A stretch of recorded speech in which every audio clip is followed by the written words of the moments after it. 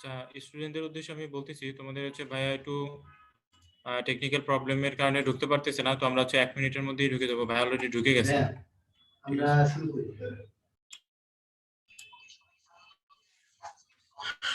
হ্যাঁ নিবিড় ভাই। জি ভাই, আমাকে শোনা যাচ্ছে? হ্যাঁ হ্যাঁ, ক্লিয়ার আছে ভাই, আমরা শুরু করতে পারি, সমস্যা নেই। জি জি ভাই।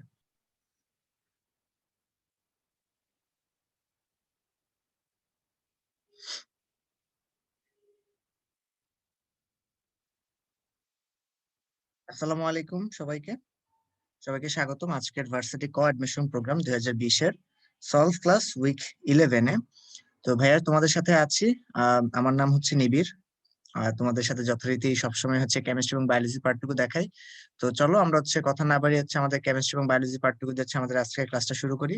শুরুতে হচ্ছে ভাইয়া কেমিস্ট্রি পার্টটুকু দেখাচ্ছি, তারপর হচ্ছে আমরা বায়োলজি সেকশনের দিকে যাব।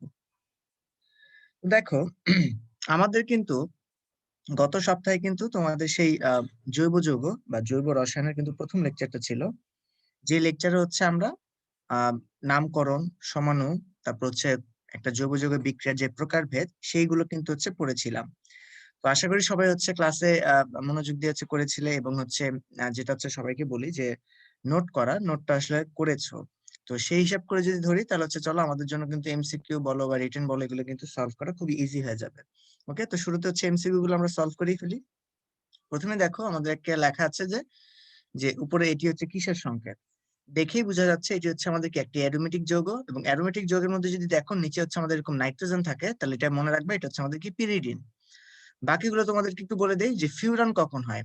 ফিউরান হয় যখন হচ্ছে আমাদের হেটারো পরমাণু হিসেবে অক্সিজেন আসে। মায়োফিন বলে হচ্ছে কিছু নাই, বরং আছে কি থায়োফিন। যদি থায়োফিন কোন জায়গায় দেখো তাহলে সেখানে দেখবা যে হেটারো পরমাণু হিসেবে সালফার আছে। আর যদি প্যারাফিন কোথাও লেখো, প্যারাফিন কিন্তু আমাদের কাদেরকে বোঝায়? অ্যালকেন টাইপ যৌগগুলোকে কিন্তু আমরা কি বুঝে থাকি? প্যারাফিন বুঝে থাকি। তাহলে কিন্তু দেখো একের অ্যান্সার কিন্তু সি, কিন্তু বাকিগুলো দিয়ে কি কি হয় সবগুলো কিন্তু ভাই বলে দিলাম, যাতে হচ্ছে তোমাদের আইডিয়াটা চলে আসে। নাম্বার 2 হচ্ছে নিচের কোনটি নাইট্রাইল মূলক। নাইট্রাইল মূলক যা কথা, সায়ানাইড মূলক আসলে কি কথা ভাইয়া? একই কথা। বুঝে গেছে? নাইট্রাইল এবং সায়ানাইড মূলক কি আসলে একই কথা, যেটার অ্যান্সারটা হচ্ছে কি আমাদের সিএন। বাকি যেগুলো আছে যেমন NO2, এটাকে আমরা বলি নাইট্রোমূলক, এটা হচ্ছে নাইট্রোমূলক। যেটা হচ্ছে NO, এটা হচ্ছে নাইট্রোসোমূলক, নাইট্রোসো। আর যেটা NC আছে এটাকে আমরা বলে থাকি আইসোনাইট্রাইল, আইসোনাইট্রাইলও বলে থাকি, অথবা আইসো আইসোসায়ানাইড, এটাও কিন্তু আমরা এখানে বলে থাকি। কারণ কি, সায়ানাইড আর আইসোসায়ানাইড কিন্তু দেখতে একই রকমই, কিন্তু এইটার কনফরমেশনটা দেখতে হচ্ছে এরকম, আর এইটার কনফরমেশনটা দেখতে হচ্ছে আমাদের এরকম। তার মানে এখানে কি, কার্বনের যোজনে কিন্তু এখানে 2 ব্যবহৃত হচ্ছে, আর এখানে কার্বনের যোজনে আমাদের 4 ব্যবহৃত হচ্ছে। 3 নাম্বার যে অবজেক্টিভটা আছে যে এই যৌগের জন্য বলছে এর মধ্যে বিদ্যমান সমানুতা হচ্ছে কি কি। তো আমাদেরকে একটু দেখতে হবে যে এখানে কি কি আছে। যেমন দেখো এখানে কি আছে, একটা কিটোন যৌগ, তাই না? CH3 C double bond O CH3, এটা হচ্ছে কি আমাদের যৌগটা দেওয়া। এখন পাশের যে যৌগটা আছে সেটা হচ্ছে আমি একটু লিখে রাখি, সেটা কি CH3 COH, এখানে হচ্ছে ডাবল বন্ড CH2। দেখেই বুঝতে পারতেছো এটা কিন্তু হচ্ছে আমাদের কি এক রকমের কি হয়েছে, আমাদের বলতে পারো যে যেটাকে আমরা বলে থাকি যে সমানুকরণ বিক্রিয়া হয়েছে, তাই না? কারণ এরা হচ্ছে এ কি আমাদের পাশের জন্য কি সমাণু। এবং তোমরা দেখতেই পাচ্ছ এখানে কিন্তু আমাদের একটা কিটোন যৌগ আছে, আর এখানে আমাদের কি যৌগ আছে? ইনল যৌগ আছে। কেন এটাকে ইনল বলতেছি? কারণ এখানে অ্যালকিনের ইনো আছে, আবার অ্যালকোহলের অলও আছে, দ্যাটস আমরা এটাকে বলি কি একসাথে ইনল বলে থাকি। তাহলে এখানে দেখো যেহেতু ইনল, আর তোমরা পড়েছো কিটো ইনলের মধ্যে কি হয়, আমাদের একটা সমানতা দেখা যায় স্পেশাল টাইপের, সেটাকে আমরা বলে থাকি কি টটোমারিজম। ওকে, তাহলে অ্যান্সারটা হবে কি আমাদের বি নাম্বার। নেক্সট প্রশ্নে আমরা আসি, 4 নাম্বারটা বলছে ইথক্সি প্রোপেনের সংকেত কোনটি। ইথক্সি প্রোপেন বলতে আসলে কি বোঝানো হচ্ছে, যে ইথক্সি প্রোপেন, প্রোপেন মানে হচ্ছে কি এখানে আমাদের 3টা কার্বন অলরেডি আছে, যেমন CH3 CH2 CH2, এখানে হচ্ছে আমাদের বাকি একটা হাত ফাঁকা প্রোপেনের হওয়ার জন্য, কারণ প্রোপেন হচ্ছে 3টা হাত, সরি 3টা কার্বন। এখন ইথক্সি মানে কি ভাই জানো তো? কোনো কিছু হচ্ছে আমরা ইথক্সি যখন বলতেছি তার মানে এখানে কয়টা কার্বন আছে? 2টা কার্বন। আর অ্যালকোক্সি কথাটা আসে কিন্তু এই মূলকটা থেকে, আর ও, এটাকে আমরা বলে থাকি কি অ্যালকোক্সি মূলক। তাহলে এখানে আর এর মধ্যে কয়টা কার্বন থাকবে? 2টা কার্বন থাকবে, তাহলে আমরা সেটাকে ইথক্সি বলে থাকবো। তার মানে এখানে যদি 2টা কার্বন থাকে তাহলে আমরা ব্যাপারটাকে কিভাবে লিখবো? CH3 CH2O। তার মানে কি বুঝলা ভাইয়া, যে এখানে দেখো এই পার্টটুকু হচ্ছে আমাদের সে কি ইথক্সি, আর তার সাথে হচ্ছে কি আমাদের এটা হচ্ছে মাতৃযৌগ, যেটা হচ্ছে কি আমাদের প্রোপেন, ইথক্সি প্রোপেন। ওকে, তাহলে অ্যান্সারটা হচ্ছে আমাদের কি সি নাম্বারটা। নাম্বার 5 যদি আমরা আসি, বলছে এই যৌগটার জন্য তার আইইউপিএক নামটা কি হবে।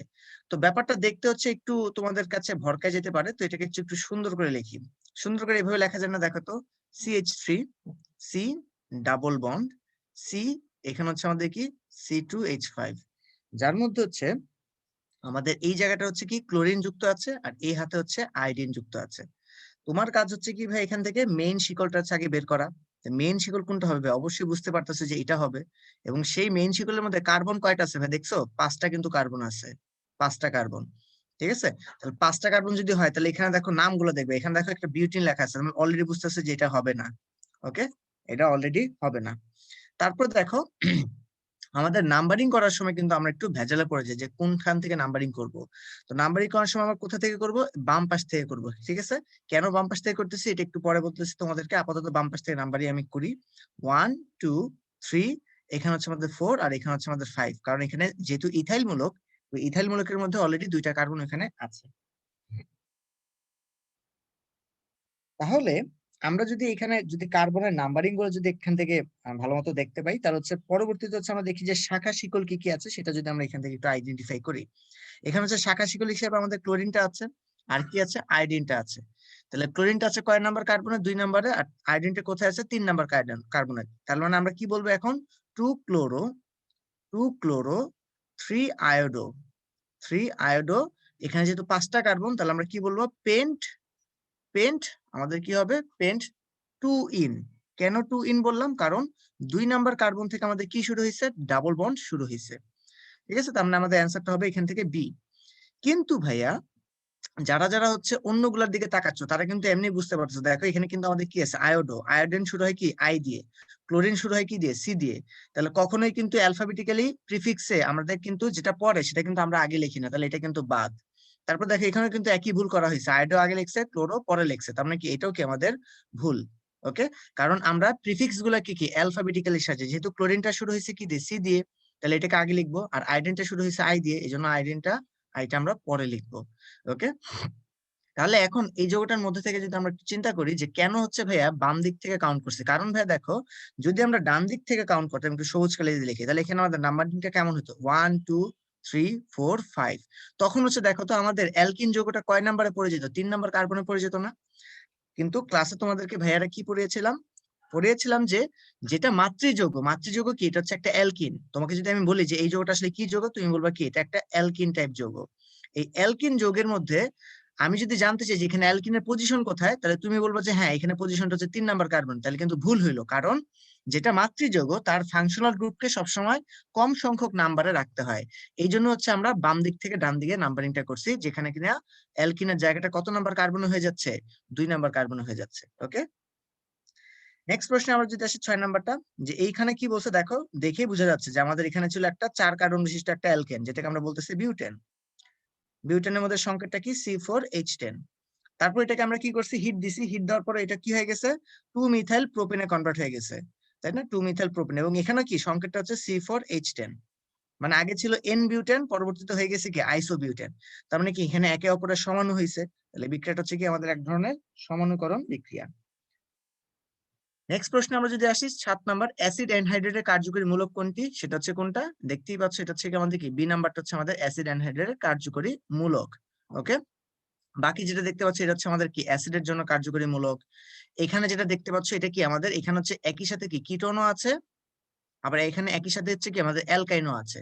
তার মানে এখানে 2টা ফাংশনাল গ্রুপই কিন্তু এখানে আছে, তাহলে এখানে 2টাই কিন্তু আমাদের কাউন্ট করতে হবে।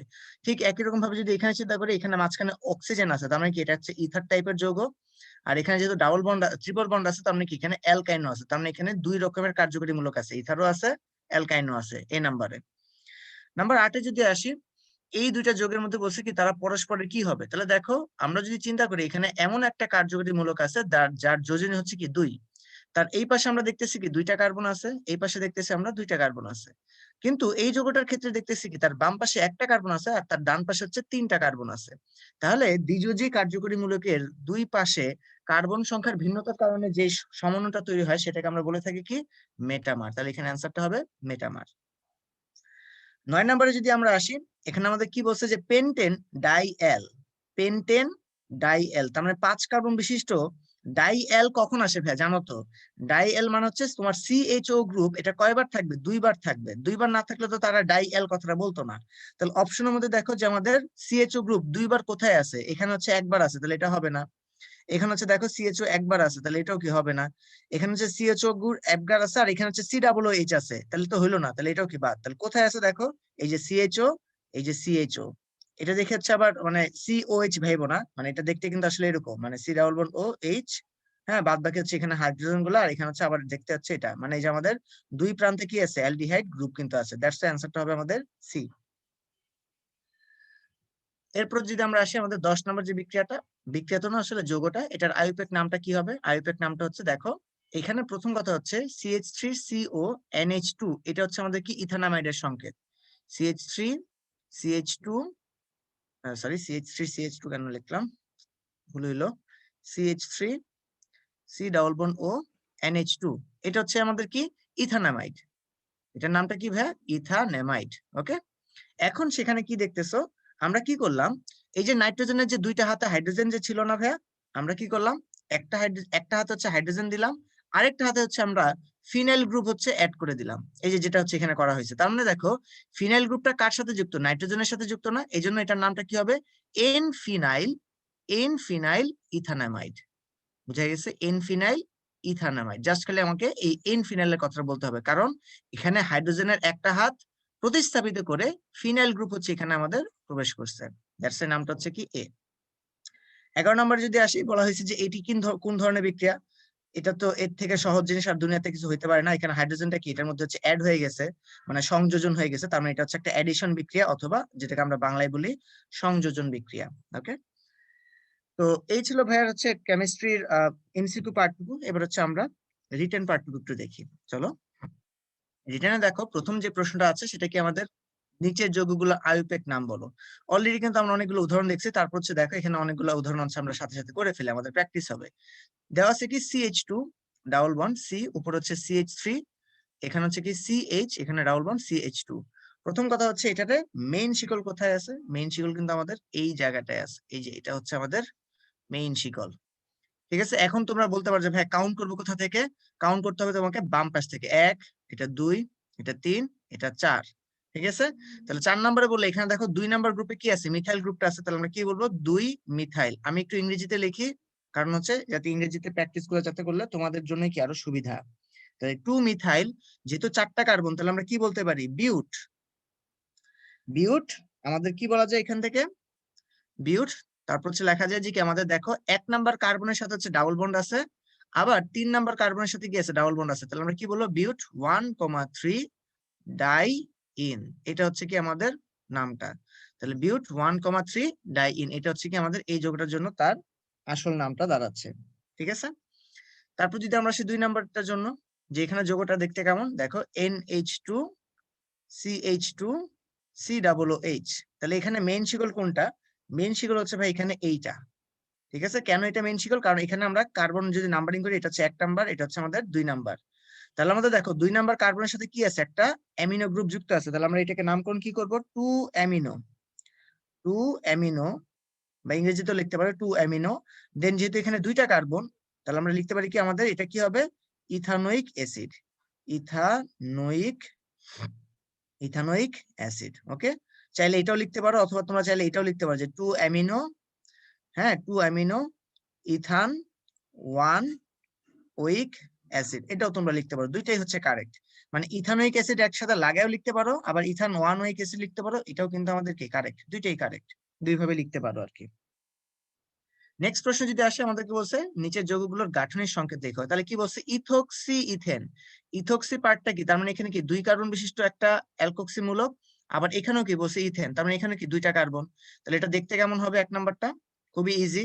ইথোক্সি কথাটা মানে কি? CH3 CH2O, এটা হচ্ছে আমাদের কি ইথোক্সি পার্ট। ওকে, বাকি ইথেন পার্টটুকু কোনটা সেটা হচ্ছে আমি একটু অন্য কালার দিয়ে লিখি, এটা হচ্ছে আমাদের ethane part, CH2 CH3।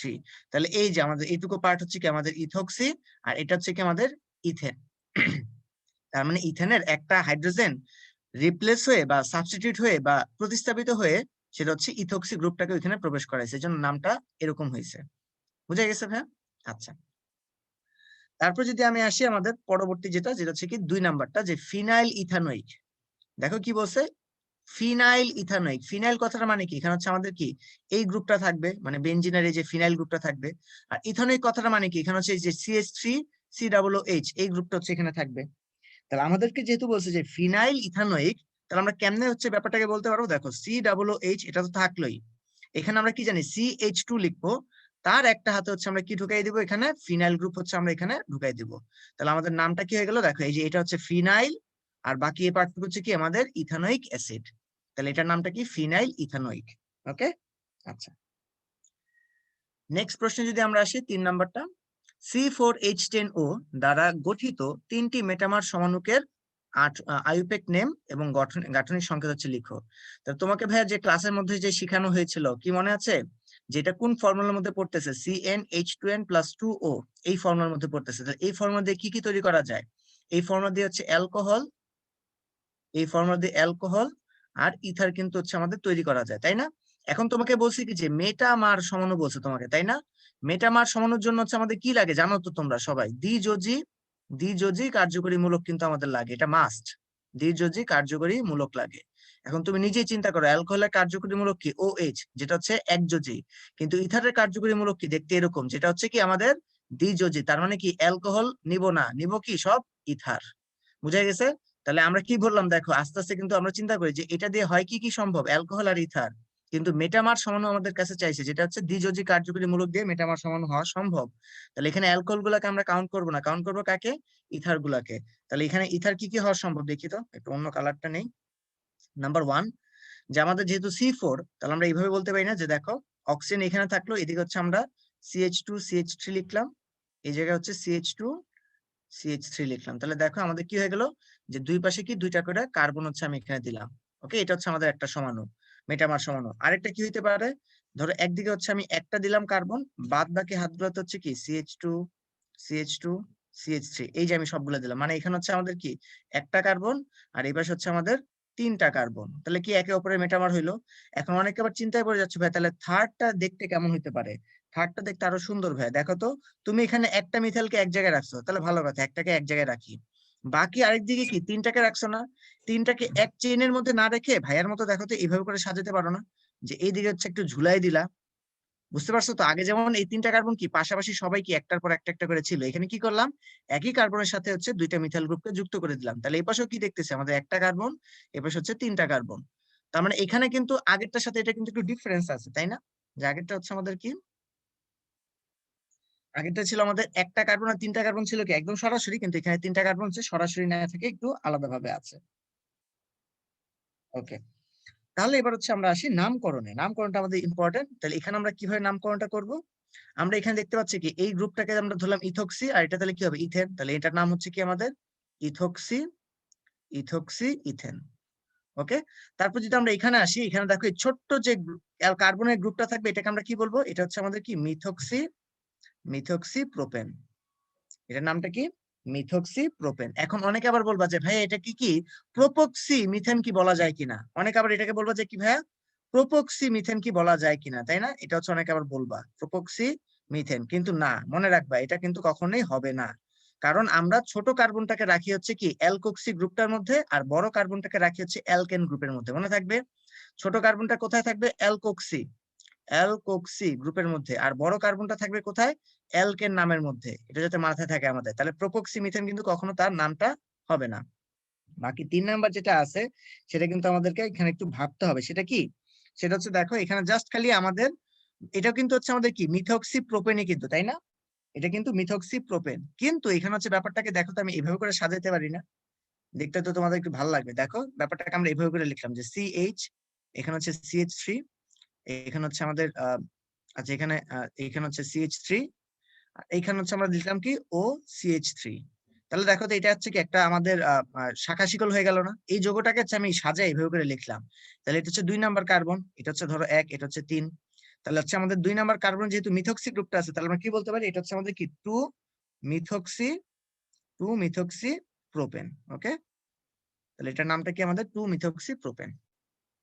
Next প্রশ্ন যদি আমরা আসি ভাইয়া, নেক্সট প্রশ্ন দেখো 4 নাম্বার, খালি জৈব যৌগের নাম দিয়ে হচ্ছে আমাদেরকে ভরায় রাখছিল পুরোপুরি। সেটা হচ্ছে এখানে কি দেওয়া আছে যে নিচের যৌগগুলো আইউপ্যাক নাম বলো। তো এটার আইউপ্যাক নামটা তো এখানে হচ্ছে খুব সহজেই দেখতে পাচ্ছ, এখানে এই যৌগটা লেগে গেছে ভাই, এখানে এই জায়গাটা একটু মাঝখানে দাগ আছে। ওকে, দুইটা আছে আলাদা আলাদা যৌগ। তাহলে এখানে দেখো আমি ব্যাপারটাকে এইভাবে করে সাজাইতে পারি যে আমি মেইন শিকল কোনটাকে ধরবো আমি তোমাকে বলে দিই আগে। মেইন শিকল ধরবো হচ্ছে আমি এই যে এইটাকে, বুঝতে পারছো কোনটাকে ধরলাম ভাই? এই যে এইটাকে ধরছে, কারণ এর থেকে বড় শিকল কি কোথাও আর নাই। ঠিক আছে, তাহলে এটাকে যদি আমি একটু সাজায় লিখি 1 নাম্বার যৌগটাকে, তাহলে কেমন হবে দেখতে? CH3 CH2 CH, নিচে ঝুলাই দিলাম হচ্ছে CH3, মানে যে এই CH3 পার্টটুকু হচ্ছে আমি নিচে এরকম ঝুলাই দিলাম। বাকিটা কি আছে? C ডাবল বন্ড O, এখানে হচ্ছে CH3। তাহলে এখানে আমাদের কয়টা কার্বন আছে? 5টা কার্বন। তাহলে এটার নামটা কি হবে? খুবই ইজি, যে আমরা এখান থেকে যদি কাউন্টিং করি, এটা হচ্ছে আমাদের 1 নাম্বার কার্বন, এটা 2 নাম্বার, এটা 3 নাম্বার, এটা 4 নাম্বার, এটা 5 নাম্বার। তাহলে আমাদের নামটা হবে কি? 3 মিথাইল পেন্ট পেন্ট 2 ওন। ওকে, তাহলে এখানে আমাদের কি হবে? 3 মিথাইল পেন্ট 2 ওন। 2 নাম্বারটার ক্ষেত্রে যদি আমরা আসি, এখানে কি দেওয়া আছে দেখো, এখানে মূল শিকল কোনটা হবে? মূল শিকল বুঝতেই পারতেছো, এখানে কিন্তু মূল শিকল এইটা হবে। এখন এখানে কার্যকরী মূলক কিন্তু কয়টা আছে দেখছো ভাইয়া? 2টা কিন্তু আছে, একটা হচ্ছে কার্বক্সিলিক অ্যাসিড আর এটা কি কিটোন। কিন্তু তোমরা সবাই জানো যে আমাদের কার্বক্সিলিক অ্যাসিড কিন্তু সবথেকে বেশি পাওয়ারফুল। তাহলে নাম্বারিংটা হবে এখান থেকে 1 2 3 4 5। তাহলে এখানে শাখা শিকল হিসেবে কে যাবে? 4 নাম্বারটা যাবে। তখন 4 নাম্বারটাকে আমরা কিভাবে বলবো? এটা হচ্ছে আমাদের হবে 4 অক্সো। দেখছো কিটোনের কিন্তু এখন আর ভেল নাই, আগে কিন্তু এখানে কিটোন কি সবথেকে বেশি পাওয়ারফুল ছিল, কিন্তু এখানে কিন্তু কিটোনের ভেল নাই। কেন নাই? ওই যে আমরা ভ্যালু নাই আর কি বলি। কেন নাই? কারণ হচ্ছে এখানে কি আছে? একটা অ্যাসিড কিন্তু বাইরে থেকে আছে। তাহলে এটা হচ্ছে 4 অক্সো। দেন হচ্ছে আমরা বলতে পারি এখানে থেকে কি, যেহেতু 5টা কার্বন, তাহলে পেন্টানোইক অ্যাসিড, 4 অক্সো পেন্টানোইক অ্যাসিড। অথবা তোমরা লিখতে পারো যে পেন্টান 1 ওইক অ্যাসিড, যেটা হচ্ছে তোমাদের ইচ্ছা, কিন্তু নামটা হবে কি? পেন্টানোইক অ্যাসিড। ওকে, তারপরে প্রশ্নটা যদি আসি, এখানেও একই রকমই, যে নিচের যৌগগুলো গাঠনিক সংকেত দেখে অলরেডি তোমাদেরকে এগুলো বলছি, যে এখানে মিথক্সি মানে একটা কার্বন আছে, এখানেও মিথেন মানে একটা কার্বন আছে। তাহলে এটা সংকেতটা দেখতে কেমন হবে? CH3O CH3, এটা হচ্ছে আমাদের 1 নম্বরের জন্য সংকেত। পরেরটার জন্য যদি আসি, এখানে কি বলছে? বিউট 2 in 1 ওইক অ্যাসিড। তাহলে বিউট কথাটা মানে কি? এখানে 4টা কার্বন থাকবে, যে 4টা কার্বন আগে লিখে নিই। তারপর 2 in 1 ওইক অ্যাসিড, 1 ওইক অ্যাসিড মানে কি? ধরো এই যে এটা হচ্ছে আমাদের COOH, এটা হচ্ছে 1 নাম্বার কার্বন। আর 2 in মানে কি? 2 নাম্বার কার্বনে কি আছে? ডাবল বন্ড আছে। ঠিক আছে, তাহলে দেখো 2 ইনও হয়ে গেল, 1 ওইক অ্যাসিড হয়ে গেল। বাকি হাতগুলো কি করে দিব ভাইয়া? হাইড্রোজেন দ্বারা ফিল আপ করে দেবো। তাহলে এখানে একটা হাইড্রোজেন, এখানে একটা হাইড্রোজেন, আর এখানে 3টা হাইড্রোজেন, বাস শেষ। আমাদের হিসাব করা শেষ হয়ে গেল। কতটা ইজিলি কিন্তু আমরা জাস্ট খুব ইজিলি কিন্তু ব্যাপারগুলো সলভ করে ফেলতে পারি। ওকে, আচ্ছা, নেক্সট যে প্রশ্নটা আছে সেটা হচ্ছে তোমাদেরকে ভাইয়া পরে হচ্ছে দেখানো হবে, কিন্তু তোমাদের এই প্রশ্নটা হচ্ছে পরীক্ষায় চলে আসছিল আনফরচুনেটলি, মানে তোমাদেরকে এই ব্যাপারগুলো হচ্ছে পড়ানো হয় নাই, তোমাদেরকে পরে পড়ানো হবে। তারপর হচ্ছে ভাইয়া এখানে বেনজিনের সালফোনেশন বলো, নাইট্রেশন বলো, ফিডেলক্রাফট অ্যালকাইলেশন বলো, অ্যাসাইলেশন বলো, আর হ্যালোজেনেশন বলো, সবগুলো কিন্তু মেইন কৌশল কিন্তু একই রকমের। এই জন্য ভাইয়া তোমাদেরকে আগে থেকে একটা দেখাই দিচ্ছি, যাতে নেক্সট পর্বগুলোতে যখন তোমাদের ক্লাস হবে তখন যাতে হচ্ছে এই ব্যাপারটা আরো ভালো মতো ধরতে পারো। যদিও এটা হচ্ছে আমাদের যে টপিকে পড়ানো ছিল না, কিন্তু প্রশ্ন চলে আসছে, কিছু করার নেই আর কি। ঠিক আছে, তো আমি হচ্ছে একটু দেখাই দিই। বেনজিনের সালফোনেশনের মধ্যে দেখো, সালফোনেশন কথাটার মানে কি? আগে একটা বিক্রিয়া আমরা লিখি। সালফোনেশন মানে হচ্ছে বেনজিনের সাথে হচ্ছে আমরা যখন সালফুরিক অ্যাসিড দিচ্ছি, সালফুরিক অ্যাসিড দিলে এখান থেকে আমাদের কি হবে? তার সাথে এই যে SO3H বেনজিন সালফোনিক অ্যাসিড তৈরি হবে, আর সাথে H2O টা হচ্ছে আমাদের এখান থেকে তৈরি হবে। এটা হচ্ছে কি আমাদের বেনজিনের সালফোনেশন। তাহলে কৌশলটা কি হয়? নাম্বার 1 প্রসেস, মানে স্টেপটা হচ্ছে অনেকগুলো স্টেপে হয়। প্রথম স্টেপে কি হয়? সালফিউরিক অ্যাসিড হচ্ছে H2SO4, 2 মোল H2SO4 বিক্রিয়া করে আমাদের কি তৈরি করে? এখান থেকে সালফার ট্রাইঅক্সাইড H3O+, মানে প্রোটন, মানে যেটাকে আমরা বলি হাইড্রোনিয়াম আয়ন, এবং হচ্ছে সে এখান থেকে HSO4- এই হাইড্রোজেন সালফেট আয়নটা এখান থেকে সে তৈরি করে। তাহলে এখানে কেন বিক্রিয়াটা এরকম হলো? কারণ এই যে SO3 বা সালফার ট্রাইঅক্সাইড যে তৈরি হয়েছে না, এটাকে আমরা কি বলতেছি ভাইয়া? এটাই হচ্ছে আমাদের সেই কাঙ্ক্ষিত ইলেকট্রোফাইল, যে ইলেকট্রোফাইলটা পরবর্তীতে গিয়ে বেনজিনকে অ্যাটাক করবে। তাহলে 2 নাম্বার ধাপে কি হয়? ওইটাই ঘটে ভাইয়া, যে বেনজিনকে গিয়ে কি করে? সুন্দর মতো সে অ্যাটাক করে ফেলে। তাহলে বেনজিনের সাথে এই সালফার ট্রাইঅক্সাইডটা কি যুক্ত হয়, তার এই দ্বিবন্ধন দিয়ে সে কি কাকে যুক্ত করে ফেলে? সালফারকে যুক্ত করে ফেলে। সালফারকে যুক্ত করার সাথে সাথে এখানে কি হয়ে যায় দেখো, সিকোয়েন্সটা দেখতে এরকম হয়ে যায়, যে এই কার্বনের সাথে হচ্ছে আমাদের কি যুক্ত হয়ে যাচ্ছে? SO3, তখন এটা হয়ে যায় মাইনাস। তার এই হাতে হচ্ছে আমাদের কি থাকে, এই হাতে থাকে হচ্ছে একটা হাইড্রোজেন, এই জায়গাটা হচ্ছে আমাদের একটা কার্বনের প্লাস তৈরি হয়, এই জায়গায় ডাবল বন্ড আর এই জায়গায় ডাবল বন্ড আমাদের তৈরি হচ্ছে। তাহলে এটা হচ্ছে কি আমাদের 2 নম্বর স্টেপটা। 3 নম্বর স্টেপটাকে হচ্ছে আমি নতুন করে লিখতেছি না, এখানে দেখা দিচ্ছে। তারপর 3 নম্বর স্টেপে কি হয়, এটা হচ্ছে আমাদের 3 নম্বর স্টেপ। ওকে, 3 নম্বর স্টেপে যেটা হয় যে এখানে সুন্দর মতো হচ্ছে আমাদের এই যে হাইড্রোজেন যেটা আছে সেই হাইড্রোজেনটা হচ্ছে আমাদের এখান থেকে বের হয়ে যায় কিভাবে, ওই যে আমাদের HSO4 মাইনাস যে ব্যাপারটা ছিল, ও কি করে, ও সুন্দর মতো এখান থেকে এসে এই হাইড্রোজেনটাকে হচ্ছে টেনে নিয়ে যায়। কারণ এখানে সালফুরিক অ্যাসিড কিন্তু একটা প্রভাবক হিসেবে কাজ করে, নিজে মানে নিজে বিক্রিয়ক হিসেবে কাজ করে, আবার প্রভাবক হিসেবে সে কাজ করে। তখন কি তৈরি হয় এখান থেকে, তখন এখান থেকে যে দেখা যায় যে আমাদের কি হচ্ছে, যে আমাদের এই জায়গাটা হচ্ছে বন্ধন আছে, এই জায়গাটা বন্ধন আছে, আর এই জায়গায় যখন হাইড্রোজেনটাকে নিয়ে যায় তখন এই বন্ধনটা হচ্ছে এই জায়গাটায় নেমে আসে। তাহলে এই জায়গাটায় নতুন করে আমাদের বন্ধনটা তৈরি হইলো। এই জায়গা হচ্ছে অলরেডি আমাদের কি SO3 মাইনাস তো থাকলো। ওকে, আর সাথে হচ্ছে আমাদের কি তৈরি হয়ে গেল, H2SO4। এটা হচ্ছে 3 নম্বর স্টেপ। 4 নম্বর স্টেপে হচ্ছে যেটা হয়, ওই যে আমাদের যে ব্যাপারটা হচ্ছে SO3 মাইনাস আকারে ছিল, সেটা কি করে, ওই যে প্রোটন মানে হাইড্রোনিয়াম যে আয়নটা ছিল তার থেকে কি করে একটা প্রোটন সে নিজের কাছে নিয়ে নেয়। আমি হচ্ছে একটু ফিগারটা এঁকে দেখাই, তাহলে হচ্ছে আরো বুঝতে পারবা। এখানে যেটা হয়, হাইড্রোজেন অক্সিজেন হাইড্রোজেন এখানে এভাবে করে থাকে, মানে এটা হচ্ছে আমাদের প্লাস আকারে থাকে। তো কি হয়, এই ইলেকট্রনটা কি করে আমাদের এই হাইড্রোজেনটাকে টেনে নিয়ে যায়, আর এইটা হচ্ছে অক্সিজেনের কাছে হচ্ছে ফেরত চলে যায়। এতে করে কি হয়, আমাদের বেনজিন সালফোনিক অ্যাসিড তৈরি হয়ে যাচ্ছে, আর সাথে হচ্ছে পানিটা নিউট্রাল আকারে বের হয়ে যাচ্ছে। এই হচ্ছে আমাদের বিক্রিয়ার কৌশলটা। তো এটা হচ্ছে আমাদের সব থেকে জটিলটা, এই জন্য ভাই তোমাদেরকে এটা দেখানোর চেষ্টা করেছি। বাদ বাকি গুলো হচ্ছে তোমরা দেখবা যে প্রতিটার ক্ষেত্রে হচ্ছে 3টে স্টেপে হয়ে যায়, কিন্তু সালফোনেশনের ক্ষেত্রে হচ্ছে আমাদের এক্সট্রা এই 4 নম্বর স্টেপটা হচ্ছে করা লাগে। এটা হচ্ছে অন্য জায়গার ক্ষেত্রে নাই। ওকে, তো এই হচ্ছে আমাদের কৌশলটা। এখন হচ্ছে আমরা আসি আমাদের বায়োলজি পার্টটুকুর মধ্যে। বায়োলজি পার্টটুকুতে হচ্ছে তোমাদের ওই যেটা বলে যে এখানে যে রিটেন প্রশ্নগুলো আছে, যে রিটেন প্রশ্নগুলো বেশিরভাগই হচ্ছে তোমাদের বেশি শারীরতত্ত্বীয় জিনিস, মানে হচ্ছে মুখস্থ ভিত্তিক। তো ভাইয়া রিটেন পার্টটুকু হচ্ছে রাখিনি, কারণ হচ্ছে তোমরা যে সলিউশনটা আছে সলিউশনটা দেখলে হচ্ছে বুঝে যাবে। এখানে ভাইয়ার পড়ানো কিছু নেই যে নিষেকের মধ্যে কি কি বৈশিষ্ট্য না বৈশিষ্ট্য হয়, বই থেকে তোমাদেরকে কষ্ট করে পড়ে ফেলতে হবে। তারপর দেখো এই চ্যাপ্টারটা পুরোপুরি মুখস্থ ভিত্তিক। তারপর দেখি যে কিছু কিছু কিছু MCQ প্রশ্ন হচ্ছে তোমাদের জন্য রাখার চেষ্টা করেছি। তো এখানে দেখো প্রথমে যেটা আছে নাম্বার 1, যে হলুদ বর্ণের রঞ্জক পদার্থ কোনটি। রঞ্জক পদার্থ মানে কালারফুল এজেন্ট আর কি। তো মনে রাখবা ভাইয়া, হলুদ বর্ণ এই কথাগুলো হচ্ছে কার সাথে রিলেটেড, জ্যান্থোর সাথে রিলেটেড। এই জ্যান্থো কথাটা দিয়ে আমরা কি বুঝি, হলুদ কথাটা বুঝে থাকি। বাকিগুলো যেমন হচ্ছে কিছু কিছু নাম আছে বায়োলজি, যেমন হচ্ছে ক্লোরো, এই কথাটার সাথে কার মিল আছে, সবুজের। তারপর হচ্ছে যে ক্যারোট, ক্যারোট কথাটা মানে কি, ওই যে আমরা বলি না গাজর, গাজর, গাজর আমরা বলি না ক্যারট, তো এরকম ক্যারট হচ্ছে কি আমাদের সে কি কমলা কালারের হয়। জ্যান্থো কি হয় আমাদের, আমরা বুঝতে পারতেছে যে আমাদের ওই যে গাজরের মধ্যে কিন্তু ক্যারোটিন থাকে কিন্তু রঞ্জক পদার্থ হিসেবে, এই জন্য কিন্তু এটা দেখতে হচ্ছে এরকম কমলা কমলা হয়। ঠিক আছে, পাতার মধ্যে ক্লোরোফিল থাকে, এই জন্য দেখতে কিন্তু সবুজ সবুজ হয়। কিন্তু এই টাইপের রঞ্জক পদার্থ আমাদের মানুষের শরীরে নাই, তাহলে হচ্ছে মানুষের শরীরে কালারও কি হইতো, লাল নীল সবুজ হইতো আর কি। জ্যান্থো কথার মানে কি, এটা দিয়ে বোঝায় হলুদ। ফাইকোসায়ানিনের মধ্যে সায়ানো কথাটা দিয়ে আমরা বুঝি নীল। তারপর হচ্ছে ইরেথ্রিনের যে ইরেথ্রো কথাটা আছে, এটা দিয়ে আমরা বুঝি লাল। যেমন তোমরা পড়ে আসছো কি ইরেথ্রোপোয়েসিস, মানে হচ্ছে আমাদের যে লোহিত রক্তকণিকা যে তৈরি হয়। তো ইরেথ্রোপোয়েসিসের ওইখানে কি দেখো লোহিত রক্তকণিকা তৈরি হয় না, তো ওই ইরেথ্রো কথাটা কিন্তু কাকে মিন করে, লালটাকে মিন করে। ঠিক আছে, এই জন্য সবগুলো নাম কিন্তু একটু রিলেট করে করে হচ্ছে মনে রাখবে। নাম্বার 2 হচ্ছে এখানে আমাদের কি, নিচের কোনটি এনার্জি কারেন্সি। এনার্জি কারেন্সি কি মানে টাকা পয়সা। দুনিয়াতে যেমন হচ্ছে আমাদের কোনো কিছু একটা কেনার জন্য টাকা পয়সা লাগে, তো এখানেও কি টাকা পয়সা লাগবে সেলের মধ্যে কোন একটা রিঅ্যাকশন ঘটার জন্য। তো সেটা কোন কি কার বিনিময়ে হচ্ছে এই বিক্রিয়াগুলো হয়, সেটা হচ্ছে কি এটিপির বিনিময়ে। ঠিক আছে, তো এটিপি হচ্ছে আমাদের সেখানে কি কারেন্সি। কোন একটা বিক্রিয়া যদি আমাদের স্পন্টেনিয়াস না হয়, তখন হচ্ছে এটিপির মধ্যে এনার্জি স্টোর থাকে। তার মানে ফসফরাসের একটা ফসফেটের সাথে যে আরেকটা ফসফেটের, মানে এটিপির মধ্যে তো তুমি সবাই জানো যে এটাকে আমরা বলি অ্যাডিনোসিন ট্রাইফসফেট। মানে এখানে ফসফেট গ্রুপ কয়টা থাকে, 3টা থাকে। যেখানে ফসফেটের সাথে আরেকটা ফসফেটের কি থাকে, মাঝখানে একটা ডাই আর একটা আছে অ্যাস্টারেজ বন্ধন থাকে, ডাইএস্টার বন্ধন। ওই বন্ধনের মধ্যে কি থাকে, আমাদের শক্তিটা সঞ্চিত থাকে, যে শক্তিটাকে কাজে লাগায় আমরা হচ্ছে অন্যান্য বিভিন্ন রকমের বিক্রিয়াটাকে কি করতে পারি, এক্সিকিউট করতে পারি আর কি ভাইয়া। তো এটা হচ্ছে আমাদের সেই কারেন্সি।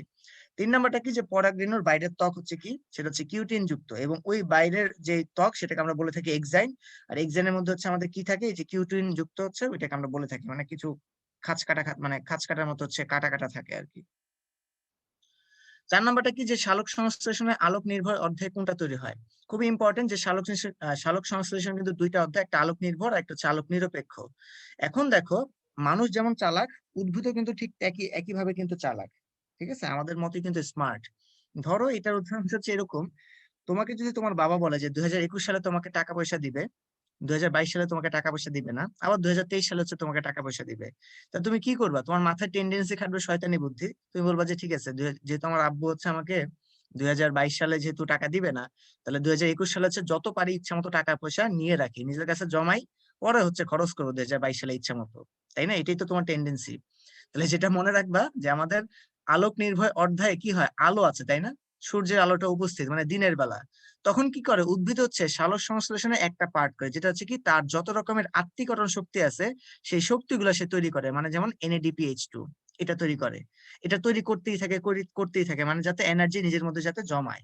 পরে যখন রাত হয়ে যায় তখন তার সূর্যের আলো নাই, তখন সে কি করবে, সুন্দর মতো সে আলোক নিরপেক্ষ অধ্যায় যে কার্বোহাইড্রেটটা তার দরকার সেটা হচ্ছে করে, মানে ওই টাকাটাকে খরচ করে সে হচ্ছে খাবার টাবার বানায়। তুমি যেমন টাকা পয়সা খরচ করে যেমন তোমার ক্ষুধা মেটাবা 22 সালে, ওইরকম আর কি। তো উদ্ভিদের ক্ষেত্রে তাই হয়, আলোক নিরপেক্ষ অধ্যায় যেহেতু আলো নেই, তখন কি করে সে হচ্ছে তার ওই কাজগুলো সে আগায় ফেলে, যে কার্বোহাইড্রেট তো তার লাগবে। এই জন্য সকালবেলা হচ্ছে এক কাজ করে, রাত্রেবেলা হচ্ছে আরেক কাজ করে। এই জন্য হচ্ছে খুবই ইম্পর্টেন্ট কিন্তু এটা, যে কোন অধ্যায়ে কি কি হয়। নাম্বার 5 হচ্ছে কি, নিচের কোনটিকে আত্তীকরণ শক্তি আমরা বলি? খুবই বেসিক একটা কথা, যে আমাদের এটিপি আর NADPH2। আর NADPH2 পরবর্তীতে আমাদের কি হয়, এটিপি তে কনভার্ট হয়, যে এটিপিটা পরবর্তীতে হচ্ছে কি আমাদের কারেন্সি হিসেবে কাজ করে। 6 নাম্বারটা কি, স্পোরোফাইটের প্রথম কোষ কোনটি? সেটা হচ্ছে মুখস্থ ভিত্তিক ভাই, এটা হচ্ছে জাইগোট। হ্যাঁ। 7 নাম্বারটা হচ্ছে কি, নিষেকের পরে বীজ। এই যে বীজ যে সৃষ্টি হয় নিষেকের পরে, সেই বীজটা আসলে কোথা থেকে তৈরি হয়? যে ডিম্বক। ঠিক আছে, আমাদের যে ডিম্বাণুর মধ্যে যে ডিম্বক যেটাকে আমরা বলি, সেই ডিম্বকটা আমাদের কি হয়, বীজ হিসেবে আমাদের রয়ে যায়। ওকে। তো এই ছিল ভাই তোমাদের আজকে কেমিস্ট্রি এবং বায়োলজি পার্টটুকু। ইনশাল্লাহ পরবর্তীতে আবার তোমাদের সাথে দেখা হবে। সেই পর্যন্ত সবাই ভালো থাকো, সুস্থ থাকো। এখন হচ্ছে তোমাদেরকে আবরার ভাইয়া তার পার্টটুকু হচ্ছে দেখাই দিবেন। থ্যাংক ইউ ভাইয়া, খুব সুন্দর একটা ক্লাস ছিল। কেমিস্ট্রি বায়োলজি সব সুন্দর করে বোঝাচ্ছিলেন। আমরা একটু ইংরেজি পার্টটা তাহলে চটজলদি করে দেখে ফেলি, ঠিক আছে? ওকে, সো আই গেস ডিসপ্লে দেখা যাচ্ছে এবং আমার ভয়েস ঠিকঠাক মতো শুনতে পাওয়া যাচ্ছে, তাহলে আমরা শুরু করতে পারি। জি ভাই, ঠিক আছে। সো ফার্স্ট হচ্ছে, জি ভাইয়া তাহলে শুরু করি। So varsity standard English MCQ question এবং সলভ। তাহলে আমরা একটু দেখি কি আছে কোশ্চেনগুলো। ওকে, সো আমাদের প্রথম কোশ্চেন আছে যে some people are convinced dash something for their health by on energy bars or something. যা যা ইচ্ছা লেখা থাকুক, আমার অর্থ করারও দরকার নাই, কোনো কিছু করার দরকার নেই। আমি আগে কয়েকটা রুলস শিখেছি ক্লাসে, সেই রুলস গুলো আমরা একটু মনে করার চেষ্টা করি। সেটা হচ্ছে, আমরা জানি প্রিপোজিশনের পরে ভার্বের আইএনজি ফর্ম হয়। তাহলে আমরা এখন দেখি কোন কোন গ্যাপ গুলাতে আইএনজি আছে। দেখো, এটাতে ভার্বের আইএনজি নাই বাদ, এটাতে ভার্বের আইএনজি নাই বাদ। তাহলে আমার উত্তর বি অথবা সি, দুইটার যে কোনো একটা হবে। এখন আমরা এখানে তাকে কনভিন্স শব্দটা আছে, আমরা জানি যে কিছু কিছু শব্দের পর ইনফিনিটিভ হয়, কিছু কিছু শব্দের পর জিরান্ড হয়। এটা একটা লিস্ট তোমাদের লেকচার শিটে দেওয়া ছিল, তো তোমাদের ওটা দেখে মুখস্থ করার কথা ছিল। তাহলে দেখো, এই যে কনভিন্সড এর পরে আমরা জানি ইনফিনিটিভ হয়, তাহলে এই যে দেখো এখানে 2 প্লাস ভার্ব আছে, তাহলে বি নাম্বারটা হচ্ছে সঠিক উত্তর। আমার পুরো সেন্টেন্সটার অর্থ আসলে বোঝার কোনো প্রয়োজন নাই।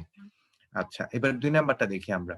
Cricket enjoys a huge dash in Bangladesh. আচ্ছা, এখন কাহিনী হচ্ছে, এটা কি ভাইয়া? এটা একটা প্রিপোজিশন, আর এটা কি আর একটা নাউন। তাহলে দেখো, এ হিউজ, এই দুইটা অ্যাডজেক্টিভ, তার মানে অ্যাডজেক্টিভের পরে এখানে একটা নাউন, তারপর একটা প্রিপোজিশন, তারপর একটা নাউন হওয়ার কথা। তাহলে আমরা একটু দেখি যে কোনটা নাউন হইতে পারে। ফলো অন কি নাউন হইতে পারে? না। ফলো আউট হইতে পারে? না। ফলো হইতে পারে? না। ফলোইং, যেটা ভার্ব প্লাস আইএনজি হয়ে নাউন হয়, সেটা হইতে পারে। তাহলে এটাই হচ্ছে আমাদের সঠিক উত্তর। তারপর আমরা চলে যাই 3 নাম্বারটায়। A lost opportunity never returns. এখানে হচ্ছে লসটা কি সেটা আমাদের কাছে জানতে চেয়েছে। এখন আমরা একটু দেখি, এ লস্ট অপরচুনিটি, কেমন অপরচুনিটি? Lost opportunity. তাহলে এটা কি ভার্বের থার্ড ফর্ম, এবং সে কাজ করতেছে কি হিসাবে? অপরচুনিটি শব্দটা নাউন, লস্ট এখানে একটা অ্যাডজেক্টিভ। তাহলে যদি আমরা দেখি ভার্বের থার্ড ফর্ম অ্যাডজেক্টিভ হিসেবে কাজ করছে, তখন তাকে আমরা কি বলি ভাইয়া? তাকে আমরা পার্টিসিপল বলি। ঠিক আছে? আচ্ছা, এবার আমরা 4 নাম্বারটা দেখি। আমাদের 4 নাম্বার প্রশ্ন করেছে dash whoever wants to know should ask me। এখানে আমাদেরকে জানতে চেয়েছে যে জায়গাটি কি হবে। আচ্ছা, এভাবে আমরা একটা চিন্তা করি যে একটা নাউন নাউন ক্লজের মেইন বিষয়টা কি ভাই, একটা নাউন ক্লজ নাউনের ন্যায় কাজ করে। তাহলে যেহেতু নাউন ক্লজ একটা নাউনের ন্যায় কাজ করে, তার মানে নাউনকে কি দিয়ে সাবস্টিটিউট করা যায় বলতো, প্রোনাউন দিয়ে সাবস্টিটিউট করা যায়। তার মানে নাউন ক্লজকেও প্রোনাউন দিয়ে সাবস্টিটিউট করা যাবে। লজিকটা বুঝা গেছে না? একটা পুরো নাউন ক্লজ মিলে একটা নাউনের কাজ করে। তাহলে নাউনকে আমরা জানি প্রোনাউন দিয়ে সাবস্টিটিউট করা যায়, সুতরাং নাউন ক্লজকেও চাইলে কি প্রোনাউন দিয়ে সাবস্টিটিউট করা যাবে। এখন ধরো আমি চিন্তা করো, আমি যদি এখানে বলি যে হি, তাহলে দেখো হি শুড আস্ক মি, এটা বললে কি একটা সেন্টেন্স পাই না আমরা, কারেক্ট সেন্টেন্স? অবশ্যই আমরা পাই। এখানে আমরা প্রোনাউন দিয়ে সাবস্টিটিউট করার পরেও একটা কেন কারেক্ট সেন্টেন্স পাচ্ছি, তার কারণ হচ্ছে এটা একটা noun clause. So noun clause চেনার সবচেয়ে বড় উপায় হচ্ছে তাকে প্রোনাউন দিয়ে সাবস্টিটিউট করা। প্রোনাউন দিয়ে সাবস্টিটিউট করলে যদি দেখো যে একটা সঠিক সেন্টেন্স পাওয়া যায়, তখন তুমি বুঝে নেবে সেটা একটা নাউন ক্লজ। তাহলে 4 এর উত্তর হচ্ছে নাউন ক্লজ। আচ্ছা, এবার হচ্ছে 5 নম্বরে চলে যাই, behave sorry behave as a gentleman behaves. তো এখানে আমাদেরকে বলেছে যে এটা কি হবে। আচ্ছা, তো এখন কিভাবে বিহেভ করব? এই দেখো বিহেভটা এখানে একটা ভার্ব না? তাহলে এখন দেখো ভার্বের পরে যদি একটা মাত্র ব্ল্যাঙ্ক থাকে, সেটা কি অ্যাডভার্ব ছাড়া আর কিছু হওয়া সম্ভব? কিরকম বিহেভ করবো? মনে করো আমি বললাম বিহেভ ওয়েল, যে জেন্টলম্যান কেমন বিহেভ করে, ওয়েল। তাহলে ওয়েল বিহেভ মানে কি, এই ওয়েলটা একটা অ্যাডভার্ব। তার মানে দেখো এই পুরো ক্লজটাই আসলে একটা অ্যাডভার্ব ক্লজ। কেমন বিহেভ করবা, কেমন বিহেভ, আমি ভার্বকে প্রশ্ন করতেছি, তাহলে উত্তরে অ্যাডভার্ব ক্লজ বের হয়ে আসবে। আচ্ছা, তারপর আমরা চলে যাই 6 নম্বরে, The news that you heard yesterday is known to all. আচ্ছা, এখানে একটু আন্ডারলাইনের মধ্যে আই গেস একটু ঝামেলা আছে। আন্ডারলাইনটা এই পর্যন্ত হওয়ার কথা, ঠিক আছে? The news that you heard yesterday is known to all এর নিচে আন্ডারলাইনটা থাকার কথা না, ঠিক আছে? এইটুকু হচ্ছে বাইরে চলে যাবে। তাহলে আমাদেরকে হচ্ছে that you heard yesterday, এটা কোন ক্লজ সেটা আমাদেরকে আইডেন্টিফাই করতে হবে। তাহলে এখন যদি আমরা এটা আইডেন্টিফাই করতে যাই, তাহলে আমরা এটা কিভাবে দেখবো? তাহলে দেখো ভাইয়া, কোন নিউজটা, যে নিউজটা তুমি গতকাল শুনেছো, এই নিউজটা কোন পার্সন স্পিচ? অবশ্যই এটা একটা নাউন।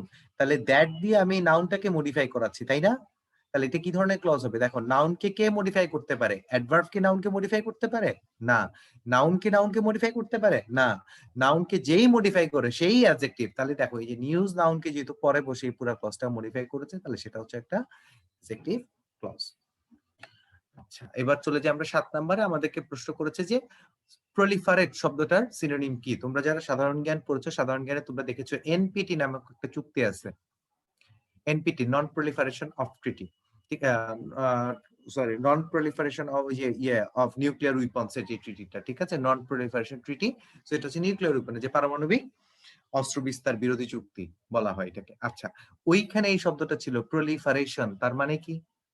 প্রলিফারেশন মানে হচ্ছে আমার কাছে মনে করো কোন একটা অস্ত্র বানানোর টেকনিক আছে, কিন্তু আমি এই টেকনিকটা কাউকে শিখাইতে পারবো না। আমি যুক্তি করে বলে দিলাম যে হ্যাঁ আমি টেকনিকটা জানি, কিন্তু আমি কাউকে শিখাবো না। এই যে আমি একটা জিনিসকে মানে কোন একটা কিছুর বিস্তার, এইটাকে বলা হচ্ছে প্রলিফারেশন। তার নন প্রলিফারেশন মানে হচ্ছে যেটার বিস্তার যাতে না হয়। তার মানে প্রলিফারেশন মানে হচ্ছে বিস্তার,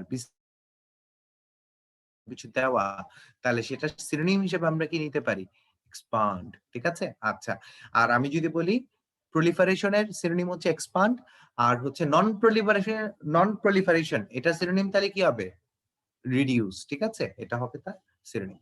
আচ্ছা, এবার চলে যাই আমরা 8 নম্বরে, Nelly is oblivious dash her surroundings. আচ্ছা, তার মানে হচ্ছে নেলি তার চারপাশের কোনো কিছুর ব্যাপারে মানে বেশ উদাসীন। এই অবলিভিয়াস শব্দটার পরে হচ্ছে তোমার অফ হয়, ঠিক আছে? আচ্ছা, আবার সারাউন্ডিং শব্দটার আগেও সাধারণত অফ হয়, দুইটা ভাবেই এটাকে অফ বলা যায়। এবার 9 নম্বরে চলে যাই। এবার দেখো এখানে একটু তাকাও, এই লাইক শব্দটার পরে আমরা জানি টু প্লাস ভার্ব হয়, ঠিক আছে? I like to think, I like to dance, he likes to dance. দেখো টু প্লাস ভার্ব হয় না? তাহলে দেখো ডি নাম্বার বাদ, বি নাম্বার বাদ। এখন আমি এ নিব অথবা হচ্ছে সি নিব। আচ্ছা, এখন এ আর সির মধ্যে আমরা কোনটা নিব সেটা কিভাবে ডিসাইড করব? Carefully thinks before dash decision. আচ্ছা, এখন এই বিফোরটা কিন্তু এখানে একটা প্রিপোজিশন। এখানে তার পার্সিভ স্পিচ কি ভাইয়া? এটা একটা প্রিপোজিশন। তাহলে ওই যে তোমাদেরকে একটা রুলস ক্লাসের প্রথমটাতে পড়াতে এসে যেটা বলেছি, প্রিপোজিশনের পরের শব্দটা কি হয় ভাইয়া বলো তো? ভার্ব প্লাস আইএনজি হয়। তাহলে এই যে বিফোর যদি এখানে একটা প্রিপোজিশন হয়, তাহলে এটা কি মেকিং হবে নাকি হচ্ছে মেক হবে? বলো। অবশ্যই মেকিং হবে। তাহলে উত্তর হচ্ছে এ নাম্বার। ওকে, এবার হচ্ছে 10 নম্বরে চলে যাই। এই ওর্থ একটা শব্দ আছে, এই শব্দটার পরেও ভার্বের আইএনজি করতে হয়, ঠিক আছে? যেমন ইট ইজ নট ওর্থ সাফারিং, অর্থাৎ আমার এত সাফার করে কোনো লাভ নাই। ইট ইজ নট ওর্থ বাইং, তার মানে এটা কিনে আসলে কোনো লাভ নাই, ঠিক আছে? এই ওর্থের পরে সবসময় ভার্ব প্লাস আইএনজি দিতে হয়। তাহলে এই বি নাম্বারে ভার্ব প্লাস আইএনজি আছে। সো গোয়িং শপিং, ঠিক আছে? গোয়িং টু শপ হয় না, it is not worth going shopping now, অর্থাৎ এখন শপিং করে কোনো লাভ নাই। আচ্ছা, তারপরে হচ্ছে 11 নম্বরে a retired officer lives next door. এখানে হচ্ছে রিটায়ার্ড শব্দটার কি, তাহলে আমরা দেখি রিটায়ার মানে কোনো কিছু থেকে অবসর গ্রহণ করা, এটার V3 ফর্ম এসেছে, এবং অফিসার শব্দটা এখানে একটা নাউন, তাহলে কেমন অফিসার? Retired officer. তাহলে এই V3টা অ্যাডজেক্টিভ হিসেবে কাজ করতেছে। তাহলে আমরা জানি ভার্বের থার্ড ফর্ম যদি অ্যাডজেক্টিভ হিসেবে কাজ করে তখন তাকে কি কি বলে? তখন তাকে বলে পার্টিসিপল। তাহলে এটা উত্তর হচ্ছে পার্টিসিপল। আচ্ছা, এবার দেখি আমরা 12 নম্বরে we were waiting for the bus. আচ্ছা, এখানে আমাদেরকে প্রশ্ন করেছে ফর দ্য বাসটা কি। এখন আমরা একটু চিন্তা করি এখানে ভার্ব কোনটা, ওয়ার ওয়েটিংটা না ভাইয়া? দেখো তো, এই ওয়ার ওয়েটিংটা হচ্ছে ভার্ব। এখন ভার্বের পরে যদি একটা মাত্র অংশ থাকে তাকে কি হতে হবে? এটা ভার্বের পরে কি বসতে পারে বলো? উদ্দেশ্য, মানে আমরা কি কারণে ওয়েট করতেছিলাম এটার উদ্দেশ্য বুঝাইতে যে এখানে কি একটা অ্যাডভার্ব বসবে না? অবশ্যই। দেখো ভার্বের পরে তুমি অ্যাডভার্ব ছাড়া আর কিছু বসাইতে পারবা না। তার মানে পুরা পুরা ফ্রেজটা মিলে একটা অ্যাডভার্বের কাজ করতেছে, তাহলে সেটা হচ্ছে একটা অ্যাডভার্বিয়াল ফ্রেজ।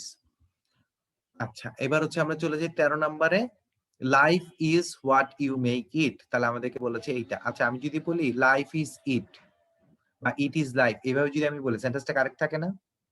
সেন্টেন্সটা কারেক্ট থাকে। ওই যে তোমাদেরকে একটা টেকনিক শিখাইছিলাম যে সবসময় মনে রাখবা নাউন ক্লজকে কোনো না কোনো প্রোনাউন দিয়ে সাবস্টিটিউট করা যায়। দেখো এখানে আমি ইট দিয়ে সাবস্টিটিউট করতে পারি, তাহলে সেটা এ নাম্বার কি হবে? Noun clause.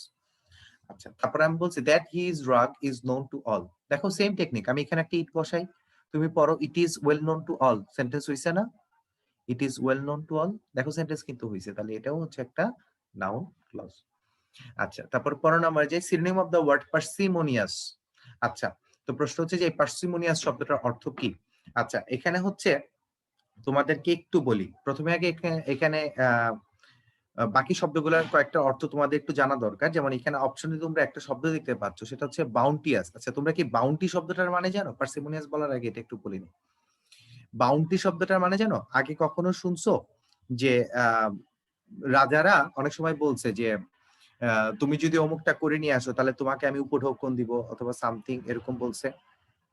তাহলে বাউন্টি মানে হচ্ছে যে প্রচুর পরিমাণ দান খয়রাত করতে পছন্দ করে, যে প্রচুর পরিমাণ উপহার দেয়, মানুষকে টাকা পয়সা দেয় এটসেট্রা, তাদেরকে বলে বাউন্টিয়াস, অর্থাৎ দয়ালু ব্যক্তি। ঠিক আছে? আচ্ছা, তারপরে ধরো এখানে আছে প্রফিউজ। প্রফিউজ মানে হচ্ছে যা প্রচুর পরিমাণ উৎপাদন করে, এরকম খুব বেশি প্রোডাক্টিভ এরকম। আচ্ছা, আনস্টিন্টিং এটাও হচ্ছে সেম টাইপের। আর পার্সিমোনিয়াস মানে হচ্ছে কৃপণ স্বভাবের ব্যক্তি, যে সাধারণত খুব সহজে টাকা পয়সা খরচ করতে চায় না এরকম। ঠিক আছে? অর্থাৎ তার মানে হচ্ছে পিঞ্চ পেনি। পেনি মানে কি জানো তো? পেনি মানে হচ্ছে পয়সা। ঠিক আছে? তার মানে পিঞ্চ পেনি মানে যে সহজে পয়সা খরচ করতে চায় না। তাহলে পার্সিমোনিয়াস এটার সিনোনিম কি? Pinch Penney. এটা খুবই সহজ, কিন্তু একবার যদি তুমি জানো পার্সিমোনিয়াস এর মানে কি, তোমার পিঞ্চ পেনিটা এমনিই মনে থাকবে শব্দটা। পেনি মানে কি? পেনি মানে আমি বলে দিলাম আজকে পয়সা। ঠিক আছে? এবং give me he didn't give me a single Penney, তার মানে সে আমাকে 1 টাকাও দেয় নাই। ঠিক আছে? পিঞ্চ পেনি মানে যে হচ্ছে পেনি খরচ করতে গেলে যার হচ্ছে বাধে অনেক বেশি। বুঝছো? তাকে বলা হচ্ছে পিঞ্চ পেনি। এবার হচ্ছে 16 নম্বরে চলে যায়। Masud has paid the penalty dash his crimes. Penalty for মানে হচ্ছে কোনো কিছুর জন্য জরিমানা দেওয়া। ঠিক আছে? তাহলে হচ্ছে ওকে। এবার আমরা চলে যাই varsity standard English written questions and solve. তাহলে এখানে আমাদেরকে এখানে বলছে choose the best word to fit into each of the following sentences. The man collected many leaves of banana tree for cooking. আচ্ছা, সে প্রচুর পাতা কালেক্ট করেছে, তাহলে এটা প্লুরাল কি? লিফের প্লুরাল কি? লিভস। তাহলে এই যে আমি এখানে লিভস বসাবো। We saw a lot of deer in the park. Deer শব্দটার সিঙ্গুলার ফর্ম ও ডিয়ার, প্লুরাল ফর্ম ও ডিয়ার। ঠিক আছে? আমি বলে দিচ্ছি সিঙ্গুলার ডিয়ার, প্লুরাল ও ডিয়ার, এটার অবস্থার কোনো পরিবর্তন হয় না। যেমন আরেকটা শব্দ আছে এরকম এয়ারক্রাফট, ওটা সিঙ্গুলার ও এয়ারক্রাফট, প্লুরাল ও এয়ারক্রাফট। ওকে? তাহলে ডিয়ার শব্দটা একটা সিঙ্গুলার হইতে পারে, প্লুরাল হইতে পারে, তাহলে সেটা হচ্ছে উত্তর হচ্ছে ডিয়ার। এবার 2 নম্বরে চলে যাই। Complete the following sentences. I wish dash to your notice the faculty product you have recently launched. আচ্ছা, সরি, দ্য ফল্টি প্রোডাক্ট। আচ্ছা, the faulty product you have recently launched. আচ্ছা, এখানে আছে ব্রিং। তাহলে এখন আমি একটু চিন্তা করি, আই উইশ এর পরে আমাকে ভার্বের একটা ফর্ম বসাইতে হবে, তাই না? তাহলে এখন উইশের সাথে তোমরা আমাকে বলো I wish to do it নাকি আই উইশ ডুইং ইট, কোনটা হয়?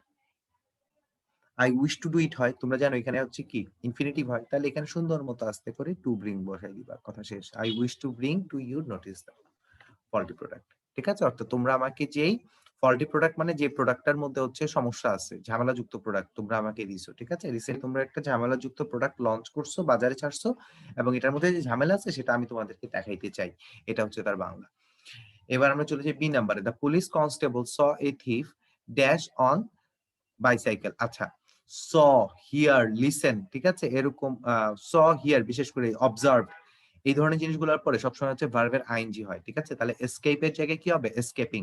এটা অন্যভাবেও বুঝাইতে পারি, চিন্তা করে এইভাবে। পুলিশ এখানে দাঁড়ায় আছে, এখন পুলিশ দেখতেছে যে এই ছেলে সাইকেল চালায় ভাগতেছে, ধরো কথার কথা এটা হচ্ছে আমার সাইকেল। এখন এটা একটা কন্টিনিউয়াস ফর্ম এসে দেখতেছে না এই জিনিসটা? আমি তাকে দেখছি সে গান গাইতেছিল, তাই না? ব্যাপারটা এরকম, কিন্তু আমি কিন্তু তাকে দেখছি সে চিল্লাপাল্লা করতেছিল, আর আমি কিন্তু এখানে কন্টিনিউয়াস বলি। সো যেহেতু কন্টিনিউয়াস একটা ফর্ম, একটা কন্টিনিউয়াস ভাইব আছে জিনিসটার মধ্যে, সেটার জন্য এখানে ভার্বের আইএনজি ফর্ম হয়। এবার হচ্ছে 3 নম্বরে যাই। Identify whether the underlined part in the each of the sentence is a phrase or clause। আমাদেরকে বলতেছে যে এখানে যে অংশটা দাগ দেওয়া আছে সেটা কি ফ্রেজ নাকি ক্লজ। আচ্ছা, এটা টেকনিকটা খুব সহজ ভাইয়া। ফ্রেজের মধ্যে ভার্ব থাকে না, ভার্ব নাই, ক্লজের মধ্যে ভার্ব আছে। কি ধরনের ভার্ব? সেটা হচ্ছে ভাইয়া ফাইনাইট ভার্ব, অর্থাৎ যে ভার্ব যাতে ভার্ব হিসেবে কাজ করে, জিরান পার্টিসিপল এগুলো থাকলে হবে না, ঠিক আছে? ক্লজের মধ্যে ফাইনাইট ভার্ব নাই, আর এটাতে হচ্ছে ফাইনাইট ভার্ব আছে। এই হচ্ছে তফাৎ। তাহলে আমরা এখন খালি যে চেক করব ফাইনাইট ভার্ব আছে কি নাই। তাহলে দেখি, I always speak to my doctor, এখানে স্পিকটা কি? অলওয়েজ স্পিক, স্পিক একটা ফাইনাইট ভার্ব, তার মানে এটা কি? একটা ক্লজ। এই যে খুবই সহজ। ফর 14 ইয়ার্স, এতে ভার্ব আছে? ভার্ব নাই, তাহলে সেটা কি? ফ্রেজ। এই তো। It's best to get up early, it's এর এই এসটা মানে হচ্ছে it is best to get up early, তাহলে ইজ দেখো ফাইনাইট ভার্ব আছে, তাহলে সেটা হচ্ছে একটা কি? ক্লজ। এই তো সহজ। এবার 4 নম্বরে আমাদের প্রশ্ন করেছে identify the type of gender of the underlined words into the following sentence, অর্থাৎ কোনটা মেসকুলিন কোনটা ফেমিনিন সেটা হচ্ছে আমাদের জেন্ডার আইডেন্টিফাই করতে বলছে। তাহলে দেখো চেয়ারম্যান, এখানে তো বলেই দিয়েছে এটা ম্যান, তাহলে সেটা কি?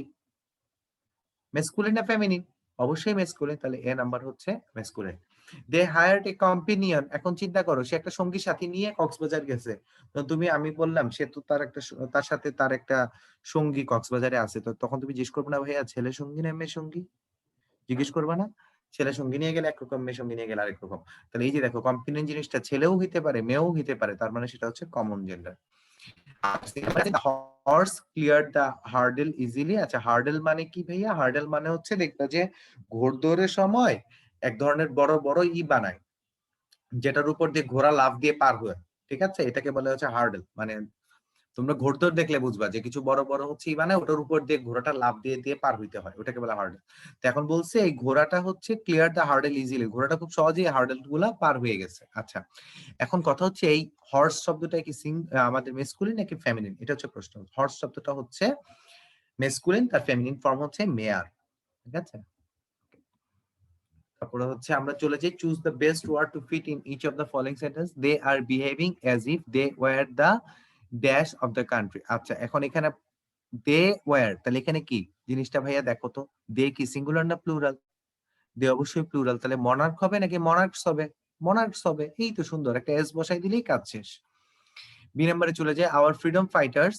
আর তোমরা বলতে পারো ভাইয়া মনার্ক শব্দটা মানে কি? মনার্ক শব্দটা মানে হচ্ছে রাজা, ঠিক আছে? তাদের হাবভাব এরকম, তাদের বিহেভিয়ার এরকম, মনে হয় যেন তারা বোধহয় এই দেশের একদম রাজা আর কি, ঠিক আছে? আচ্ছা, our freedom fighters are the dash of Bangladesh. Freedom fighters একটা আছে না একাধিক? একাধিক, কিন্তু ফ্রিডম ফাইটার্স আর দা, তাহলে হিরো হবে না হিরোজ হবে? হিরোজ হবে, প্লুরাল। এই তো সহজ, একদম সহজ, পানির মতো সহজ। এবার চলে যে complete the following sentences. We can here the class dash the in the hall. আচ্ছা, এখানে হচ্ছে প্র্যাকটিস শব্দটা আছে। আচ্ছা, সো এই জিনিসটা একটু বুঝাই। ব্যাপারটা কি আমি তোমাদেরকে একটু আগে বলছিলাম, স, হিয়ার, এই ধরনের জিনিসের পরে কন্টিনিউয়াস একটা ভাইব আছে, মনে আসে?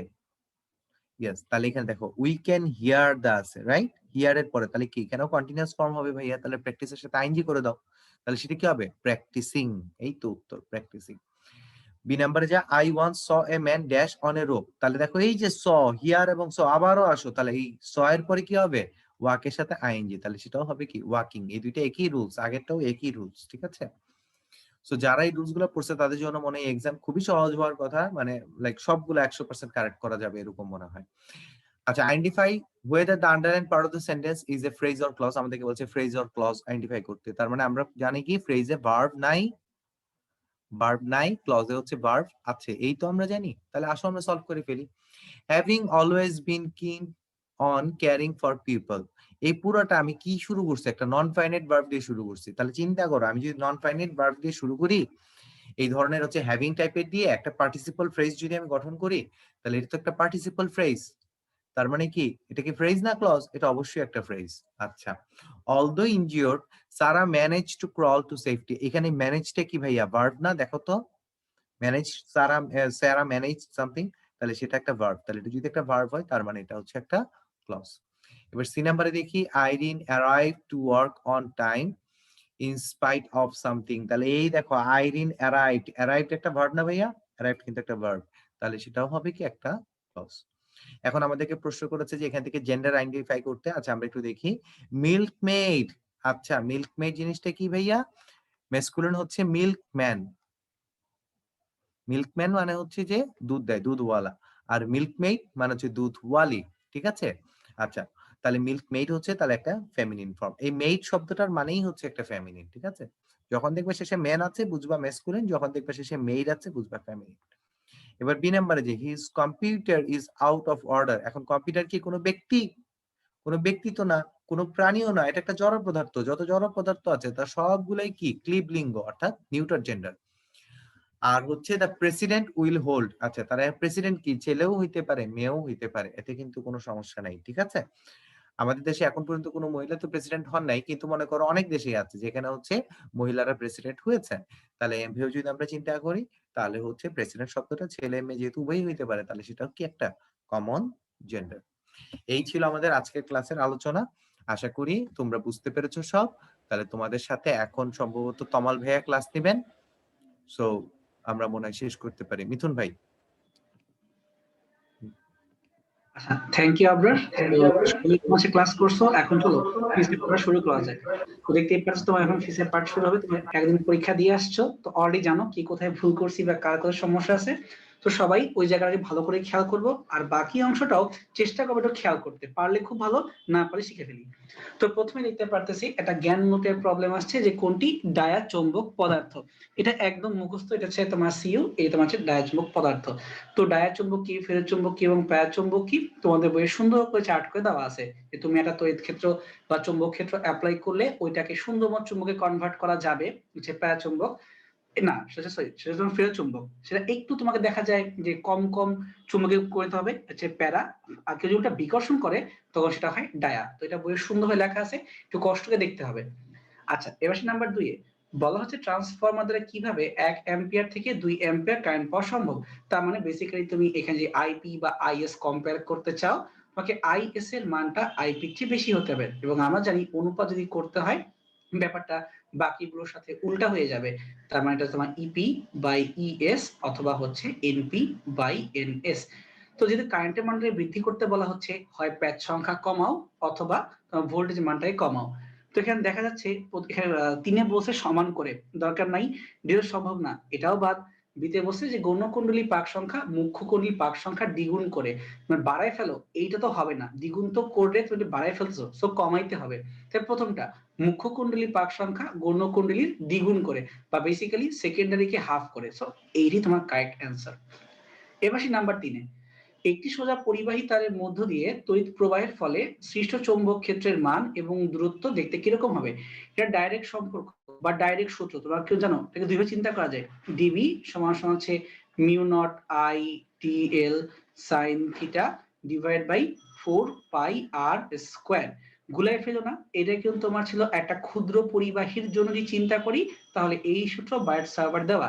এখান থেকে আমরা যদি ইন্টিগ্রেশন করে ফেলি, তখন সুন্দর মতো পেয়ে যাবো একটা সোজা তারের জন্য যেটা অসীম পরিমাণ দৈর্ঘ্য, সেখান থেকে সামথিং ধরো সাপোজ এই পরিমাণ ডিস্টেন্স যেটা বিন্দু আছে, সেখানে চৌম্বক ক্ষেত্রের মানটা কত হবে। তো সেই মানটা ছিল বি সমান সমান mu naught N I divided by twice pi into A, বা সিম্পলি বলতে পারি এখানে বি এবং এর মধ্যে ফর্মুলাটা হচ্ছে 1 ডিভাইড বাই এ, তাই তো?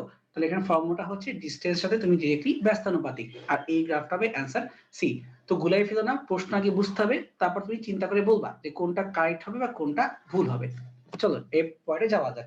একটু উল্টা পাশে আসি। এবার আমরা স্ক্রিনের নিচে আগে যাই, 6 নাম্বারটা আগে যাই। চৌম্বক প্রবেশ্যতার এককটা কি? এটা ডাইরেক্ট মুখস্থ, এটাকে তো নতুন করে বলার কিছু নাই, তোমাকে এটা মনে রাখতে হবে।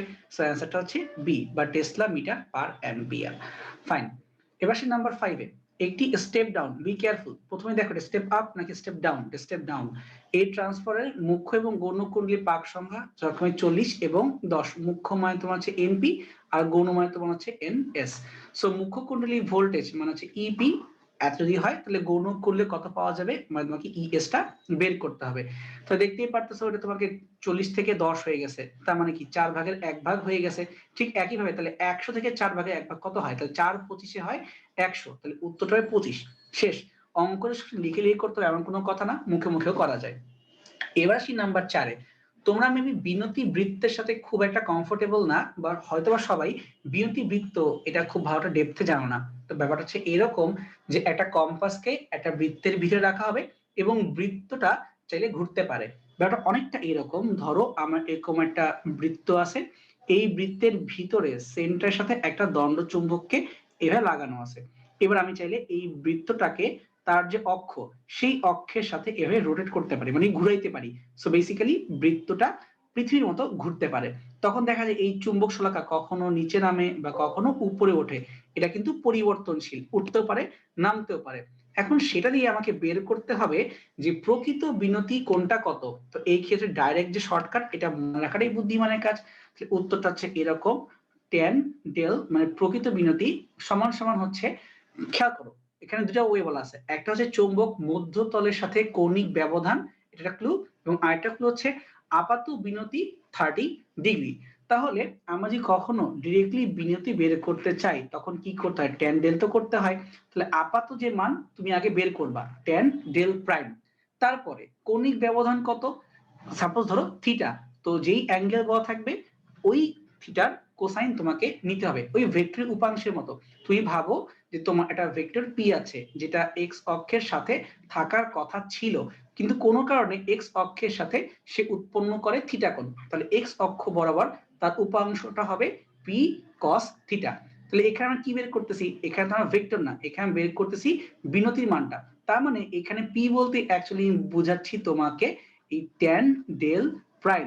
তুমি যে মানটা পাচ্ছ পি, ওটা হচ্ছে ট্যান ডেল প্রাইম, কিন্তু ওইটাকে ঘুরায় কোন একটা নির্দিষ্ট অক্ষের সাথে নিয়ে আসো। তাহলে কি করতে হবে? নিয়ে আসলে তোমার ট্যান ডেল প্রাইম আপাত যা মনে হচ্ছে তার সাথে কস থিটাকে গুণ করে দাও এবং ফলাফলটা হবে অ্যাকচুয়াল ট্যান ডেল। সিম্পল। আমি এভাবে বুঝাই রাখলাম। তো আশা করি এখন বুঝে গেছি। মানগুলো বসে দিই, তো কোনো কারণে দুইটাই 30 ডিগ্রি 30 ডিগ্রি। তো এখন তোমার যা করা করো, করে করে চলে আসছে। ট্যান ইনভার্স হাফকে তুমি তো নিঃসন্দেহে সলভ করতে পারবা না, রেখে দাও। আশা করি মনে থাকবে। এটা ভেক্টরের উপাংশের মতো করে মনে করো যে আপাত যা মান হয় সেই মানটাকেই আবারও কোসাইন দিয়ে ঘুরায় দাও। শেষ, আর কোনো কথা নাই। এবার আসি 7 নম্বর অঙ্কে। দিক পরিবর্তী প্রবাহের কম্পাঙ্ক 50 হার্জ। প্রবাহটি শূন্য থেকে শীর্ষ মানে পৌঁছাতে কত সময় লাগবে? এটা উত্তরটা হচ্ছে পর্যায়কালের 4 ভাগের 1 ভাগ। কিভাবে? তো ধরো এই যে এটা হচ্ছে আমার এই গ্রাফটা। তো এই গ্রাফে 0 হচ্ছে যখন টাইম সমান সমান 0, আর ম্যাক্সিমাম হয় কখন? কিছুক্ষণ পরেই। এবং দেখতে পারতেছো এই জায়গাটা কিন্তু টোটাল আমি যে সাইন গ্রাফটা আঁকলাম এটার 4 ভাগের 1 ভাগ। তার মানে এখানে টাইমটা হচ্ছে পর্যায়কালের 4 ভাগের 1 ভাগ। তাহলে আমাকে এইটাই হচ্ছে সলিউশন, যে পর্যায়কালের 4 ভাগের 1 ভাগ টাইমের মধ্যেই আমি শূন্য থেকে প্রথমবার শীর্ষ মানে পৌঁছায় যাব। এবং তোমাকে প্রশ্নে দিয়ে রাখছে কম্পাঙ্কের মান, তাই টি সমান হচ্ছে 1/f, তাহলে 4f। তাহলে 4 এবং 50 দিয়ে গুণ করে দাও, সুন্দর মতো সবগুলো মান তুমি পেয়ে যাবা, তাই তো? আচ্ছা, তাহলে t/4 করা হলো এবং সুন্দর মানটা চলে আসছে 5 × 10⁻³ সেকেন্ড। তুমি মেইন কনসেপ্টটাকে বোঝার চেষ্টা করো, দেখবা অঙ্ক এমনিতেই পারতেছো, এত কঠিন কিছু না। এবার আসি আমরা 8 নম্বরে। একটি বৃত্তাকার কুণ্ডলীর কেন্দ্রে উৎপন্ন চৌম্বক ক্ষেত্র বনাম তড়িৎ প্রবাহের লেখচিত্র নিচে কোনটি? কোনটা? বৃত্তাকার কুণ্ডলীর জন্য এবং তার কেন্দ্রে আমরা ডাইরেক্ট ফর্মুলা জানি, B = μ0 Ni/2r। এই তো করতে হবে। এখানে তড়িৎ প্রবাহের সাথে চৌম্বক ক্ষেত্র মানে B এবং I, তো B এবং I তো সমানুপাতিক দেখাই যাচ্ছে। তাহলে এখানে একটাই আছে গ্রাফ যেটা সমানুপাতিক এবং ঊর্ধ্বমুখী, মানে মানটা বাড়লে বাড়ে, মানটা কমলে কমে। এখানে সিটাকে ভুলেও কেউ চুজ করো না, তার কারণ সিটা হচ্ছে কারেন্টের মান বাড়ার সাথে সাথে চৌম্বক ক্ষেত্রের মানটা কমে যাচ্ছে, এটাকে ভুলেও ইউজ করা যাবে না। মানটা বৃদ্ধি পাচ্ছে এমন কাউকে চুজ করতে হবে। ফাইন। এবার আসি নাম্বার 9 এ, বলা হচ্ছে 0.5 মিটার এবং 0.15 মিটার ব্যাসার্ধ বিশিষ্ট বৃত্তাকার দুইটি কুণ্ডলী, সো বি কেয়ারফুলি মার্ক করো, এটা বৃত্তাকার কুণ্ডলী, এর মধ্য দিয়ে সমান সমান কারেন্টকে পাস করব। তাহলে কেন্দ্রে যে চৌম্বক ক্ষেত্র হবে এদের অনুপাতটা কত? তো আবারও ডাইরেক্ট ফর্মুলা, বি সমান সমান mu naught N I divided by twice R, বা বেসিক্যালি বলতে পারি এখানে আর এর সাথে সম্পর্কটা ব্যস্তানুপাতিক। তাহলে এখানে উত্তর কি? এটা হচ্ছে 0.5 এবং 1.5, এটা কত গুণ করলে হয়? 3 5 15, তার মানে এখানে মানটা 3 গুণ বেড়ে গেছে। তাহলে উত্তরটা হবে সিম্পলি উল্টা, আগেই থাকবে 3, তারপরে হবে 1, মানে বেসিক্যালি 3 ভাগের 1 ভাগ। তাহলে উত্তর হচ্ছে এইটা 3:1, মানে উল্টা। প্রশ্নে যা দেখবা ওই সিকোয়েন্সের উল্টা করবা। প্রশ্ন দেখে মনে হচ্ছে সিকোয়েন্সটা 1:3, তুমি দেখাবা 3:1, শেষ, আর কোনো কথা নেই। আসি 10 নম্বরে, পর্যায়বৃত্ত প্রবাহের আরএস মান সামথিং সামথিং সামথিং, এই ব্যাপার দেখে ভয় পাচ্ছ? ভয় পাওয়ার কিছু নাই। 10 সেক 45 এটা হচ্ছে মান, আর এই কথার মান হচ্ছে এত অ্যাম্পিয়ার। তাহলে শীর্ষ মানটা কত? তাহলে আমরা কিন্তু সুন্দর মতোই জানি আরএমএস মানের সাথে ওইটার মধ্যে কি সম্পর্ক। ডিরেক্টলি এটা তোমরা পড়ছো যে আইআরএমএস ইজ ইকুয়াল টু সর্বোচ্চ মানের √2 ভাগের 1 ভাগ। এখন তোমাকে বের করতে বলছে শীর্ষ মানটা বাই করো। তাহলে প্রশ্নে যেই মান দেওয়া আছে তার সাথে জাস্ট সিম্পলি √2 গুণ করে দাও, তোমার উত্তরটা চলে আসবে। তাহলে √2 into IRMS is equal two সর্বোচ্চ মান, থাকলো √2, আর আইআরএমএস কত? 10 ইনটু সেক 45, তাহলে cos 45 মানে কত? 1/√2, তাহলে 1/2 কে উল্টায় দাও, শুধুমাত্র √2, তাহলে 10 দুগুণী 20, উত্তর হচ্ছে 20 অ্যাম্পিয়ার। এগুলো প্রশ্ন ভালো মতো পড়তে হবে, তাহলেই পারা যাবে। এবার যাই রিটেন প্রবলেমে। প্রথমে বলতেছে সামথিং টেসলা মানের একটি চৌম্বক ক্ষেত্রে এল দৈর্ঘ্যের তারকে রাখা আছে, যে তারের মধ্য দিয়ে 1 অ্যাম্পিয়ার পরিমাণের বিদ্যুৎ প্রবাহিত হচ্ছে, এবং এটার জন্য তারের মধ্যে সামথিং বল লাভ করে। যদি সরণটাকে তুমি এখানে সরণ ভেক্টর আকারে চিন্তা করো, তাহলে তারের দৈর্ঘ্যের মান নির্ণয় করো। প্রশ্ন দেখে অনেক ভয় লাগবে, উত্তরটা খুবই সিম্পল। আমরা জানি এফ সমান সমান I L B sine theta, অথবা ডিরেক্টলি আমরা বলতে পারি এখানে এফ সমান সমান আই কে রেখে দাও, আই তো দুধ ভাগ, ওকে নিয়ে মাথা ঘামার কোনো দরকার নেই। তোমাকে এখন এল এবং বি কে ক্রস গুণন করতে হবে, ক্রস গুণন করলেই ফোর্স হয়ে যাবে ভেক্টর রাশি। তাহলে এখন দেখো এলটাই কি ধরতে বলছে? বলছে তুমি এই এলটাকে ধরে নাও এক্স ওয়াই জেড, কিন্তু যেখানে এল এর মানটা অ্যাকচুয়ালি শুধু এক্স ওয়াই জেড না, 2 1 1। কিভাবে? এই যে এল এর মান 2 1 1, কিন্তু 1 এর সাথে তোমাকে সুন্দর একটা ওয়াই কে মাল্টিপ্লাই করতে হবে, আর জেড হচ্ছে একটা তোমার এখানে জেড কে মাল্টিপ্লাই করতে হবে। এই কাজটাই করা হয়েছে, সহগ না হয়েছে। এল এর জন্য 2 ওয়াই এবং হচ্ছে জেড। কাই ক্রস করব? এখানে বি দিয়ে ক্রস করব। তো বি কত? বি হচ্ছে 2i প্লাস 3k, 3j না কিন্তু আবার, তাহলে 2 এর জন্য 2i আর 3 হচ্ছে k, কিন্তু z এর ভ্যালুটা নাই, সো তুমি এখানে বসায় দাও 0। তারপর কি করবা? ক্রস গুণন করবা, সেটা আমরা পারি। আর ফোর্সের মানটা কত হবে? বলা ছিল ফোর্সের মানটা আসতে হবে 6j, so be careful, force এখানে একটা ভেক্টর আকারে 6j। তুমি ডানে বামে ঘুরাইছো, ভালো কথা, ঘুরাইছো ঘুরাইছো ঘুরাইছো, তো দেখলে এখানে তোমার something something I, something something J, আর সামথিং সামথিং কে আসলো। এত কিছু করে লাভ নাই, আমাকে বলা ছিল এই ফোর্সের যে ভেক্টর এটা হচ্ছে 6j, তার মানে আমি শুধুমাত্র এখানে জে নিয়ে কাজ করতে পারবো, আর কোনো কিছু নিয়ে কাজ করতে পারবো না। দেখেন জে কোনটা দেখা যাচ্ছে, এখানে জে হচ্ছে 2z - 6, তাহলে 2z - 6 সমান সমান 6, অথবা z সমান সমান 6। আর বাকি যেহেতু কিছু নাই, তার মানে এই সহগগুলা বেসিক্যালি 0 কে ইন্ডিকেট করতেছে, আর কিচ্ছু না। ঠিক আছে, এই তো। তারপর কি করবা? তোমাকে এখন বলছিল যে তারের দৈর্ঘ্যের মানটা নির্ণয় করে দাও। তাহলে দৈর্ঘ্য কি ছিল? 2i, তো বলাই ছিল, জাস্ট তুমি এখানে y এবং z এর মানটা জানতা না, তো y এর মানটা সলভ হয়েই গেছে এখান থেকে 0, আর তোমার z এর মানটা সলভ হয়ে গেছে কে? তাহলে ডিরেক্টলি 6k। তাহলে ফাইনালি এই যে সুন্দর মতো l চলে আসলো, আর l এর মানটা স্কয়ার করে চলে আসলো। অঙ্কটা কঠিন না, কিন্তু একটু বড়, ধীরে ধীরে করতে হবে, তাহলেই পারা যাবে। আচ্ছা, এরপর একটা ছোট্ট অঙ্ক। ট্রান্সফরমারের মুখ্য এবং গৌণ কুণ্ডলীর পাক সংখ্যার অনুপাত 50:1, মুখ্যতে 50 আর গৌণতে 1। এই কথা মানে কি? এরপর তুই কমে গেছো, কমে যাও মানে কি? এটা কিন্তু ভুলেও আরোহী হবে না, এটা হবে অবরোহী। তাহলে ফার্স্টেই বুঝে গেছি এই ট্রান্সফরমারটি হবে আমার অবরোহী, কারণ সংখ্যা কমে গেছে। তো মুখ্য কুণ্ডলীতে দিলাম 200 ভোল্ট, মানে ইপি 200 ভোল্ট, তাহলে গৌণ কুণ্ডলীতে কত বিভব পাওয়া যাবে? তার মানে তোমাকে বের করতে বলা হচ্ছে ইএস কত হবে। একদম সিম্পল কথা, 50 ভাগের 1 ভাগ করে দাও। তাহলে 200 রে 50 দিয়ে ভাগ করলে কত হয়? 4 হয়, 4 50 তোমার এখানে 200, সো অ্যান্সার হচ্ছে 4 ভোল্ট। এটা বেসিক্যালি এমসিকিউ, আর কিছু না। আচ্ছা, বলা হচ্ছে কাগজ সমতলের উপরে একটি 2 সেন্টিমিটার ব্যাসার্ধের বৃত্তাকার তারে ঘড়ির কাঁটার দিক বরাবর 10 অ্যাম্পিয়ার বিদ্যুৎ প্রবাহিত হচ্ছে। ব্যাপারটাকে বোঝানোর জন্য আসো আমরা একটু ড্রয়িং এর হেল্প নিই। সাপোজ এটা হচ্ছে আমার একটা কোনো কাগজ তল, ঠিক আছে?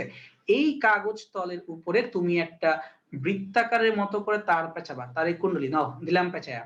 এখন কি বলছে, এখানে ঘড়ির কাঁটার দিক বরাবর প্রবাহ হবে, মানে এইভাবে তোমার কারেন্টটা ঘুরবে।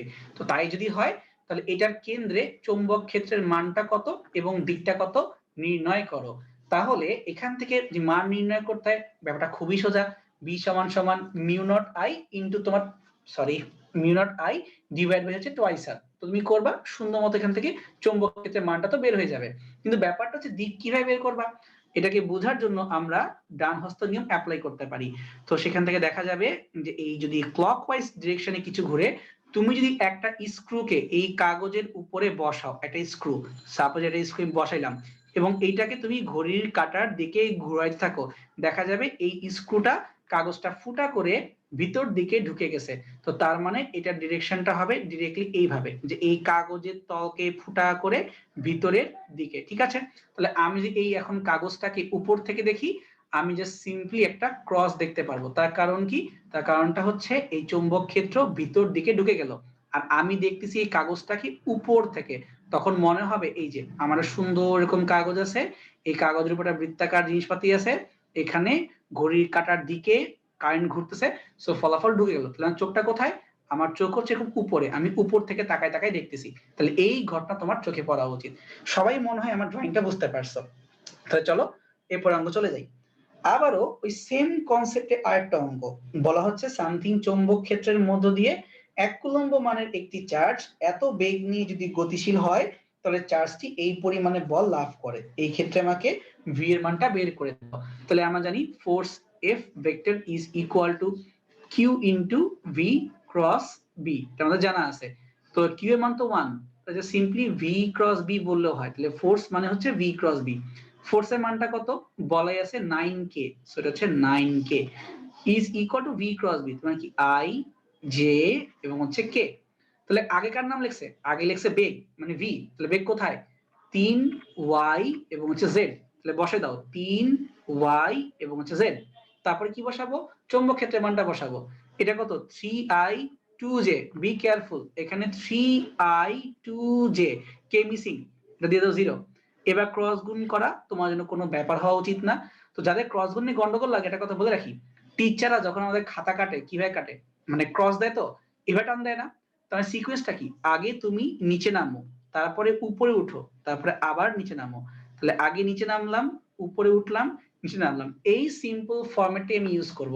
তাহলে আমি যদি প্রথমে আই এর ক্ষেত্রে করতে চাই, আই জে কে ব্লক করে দাও এবং নিচে 3 3 এটাকেও ব্লক করে দাও। তাহলে কি হবে?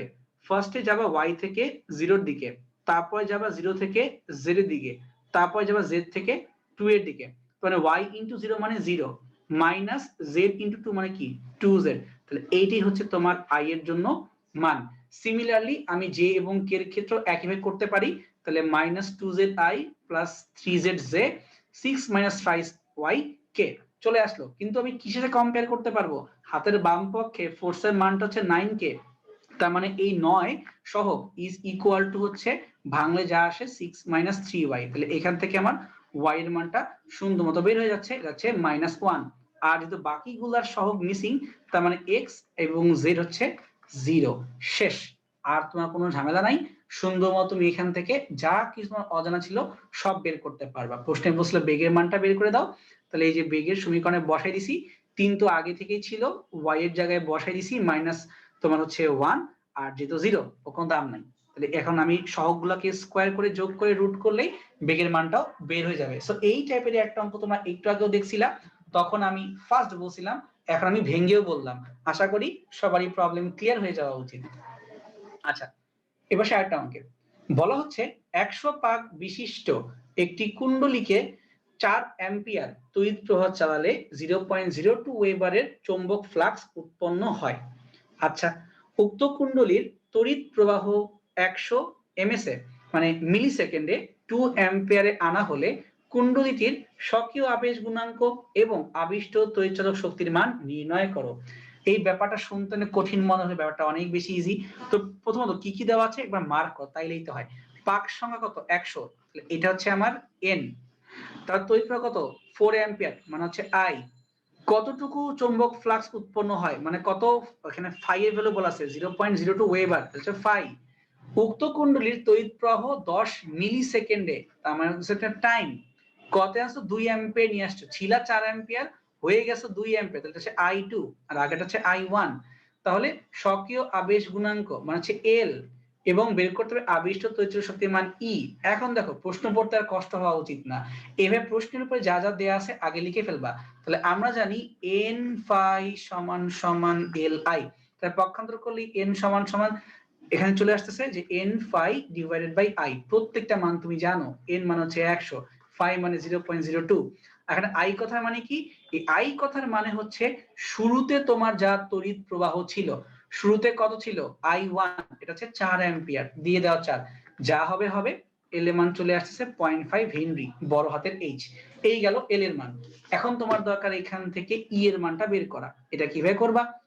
তো এটা আমরা জানি হচ্ছে N d phi by dt minus N d phi by dt, এরকম কিছু একটা, তাই তো? কিন্তু আমি জানি phi এর পরিবর্তে আমি চাইলে এখানে I নিয়ে আসতে পারি, phi এর পরিবর্তে Li আনা যায়, তাহলে এখানে লিখতে পারি L di বাই dt। কেউ যদি বলো ভাই n টা কই গেল, আমি n এবং phi এর পরিবর্তে ডাইরেক্ট বসাতে পারি L এবং I, তাহলে L থাকলো এবং di বাই dt হয়ে গেল। তো L তুমি এখনই বের করছো, দ্যাট ইজ 0.5। di কথা মানে কি, পরিবর্তন, কি করবা, I2 থেকে I1 কে বাদ দিয়ে দাও।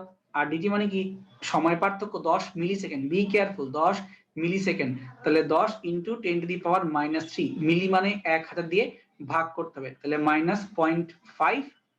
I এর পার্থক্য কত, 4 এবং 2 মানে হচ্ছে -2 আর 10 two the power -2। So finally কাটাকাটি করলে মানটা আসবে 100 ভোল্ট বা পজিটিভ 100 ভোল্ট। সো দেখো আমি কিন্তু তোমাদেরকে একদম অঙ্কটা ভাঙ্গে চড়ে বুঝাই দিছি যে তোমাদের গন্ডগোল না লাগে। সো আশা করি কনফিউশনে কিছু নাই। এই অঙ্কগুলো করার সময় প্রশ্নে আগে লিখবা কোনটা কি জিনিস, তারপরে যেটা বের করা দরকার সেই ব্যাপারটাকে বের করবা, না হলে কিন্তু পরীক্ষালে একদম গুলায় যাবা। এই জায়গাতে চাইলে তোমাকে স্বকীয় আবেশের জায়গায় পারস্পরিক দেওয়া সম্ভব ছিল, ওইখানে শুধুমাত্র Li এর জায়গায় আমাকে Mi দিয়ে অঙ্কটা করতে হতো, আর বাকি পুরা প্রসেস সেম টু সেম, কোনো পার্থক্য নাই। আশা করি কারো বুঝতে কোনো সমস্যা হয় নাই, এবং এইটার সাথেই অ্যাকচুয়ালি আমাদের ফিক্সের পার্টটা শেষ হয়ে যায়। সো হোপফুলি সবাই বুঝতে পারছো। একটু ফাস্ট অবশ্যই পড়াই, কিন্তু দেখো ঘুরে ফিরে আমরা তোমাদেরকে অলরেডি ক্লাস লেকচারে যে কথাগুলো বুঝাইছিলাম সেখান থেকেই কিন্তু অঙ্কগুলো আসছে। শুধুমাত্র হয়তোবা বিনতি বৃত্তটা অনেকের কাছে অজানা, তার কারণ বইটা একটু হয়তোবা সবাই পড়ি নাই এর আগে। সো এই জন্য তোমাকে বিনতি বৃত্তের কনসেপ্টটা নতুন করে একবার বুঝাই দিলাম। কিছুই না, আপাত মানটার সাথে কস দিয়ে গুণ দিবা ভেক্টর উপাংশের মতো, দেন তোমার কাজ শেষ, এতটুকুই। সো আমি সেটা বন্ধ করে দিই। আচ্ছা মিঠুন ভাই আছেন?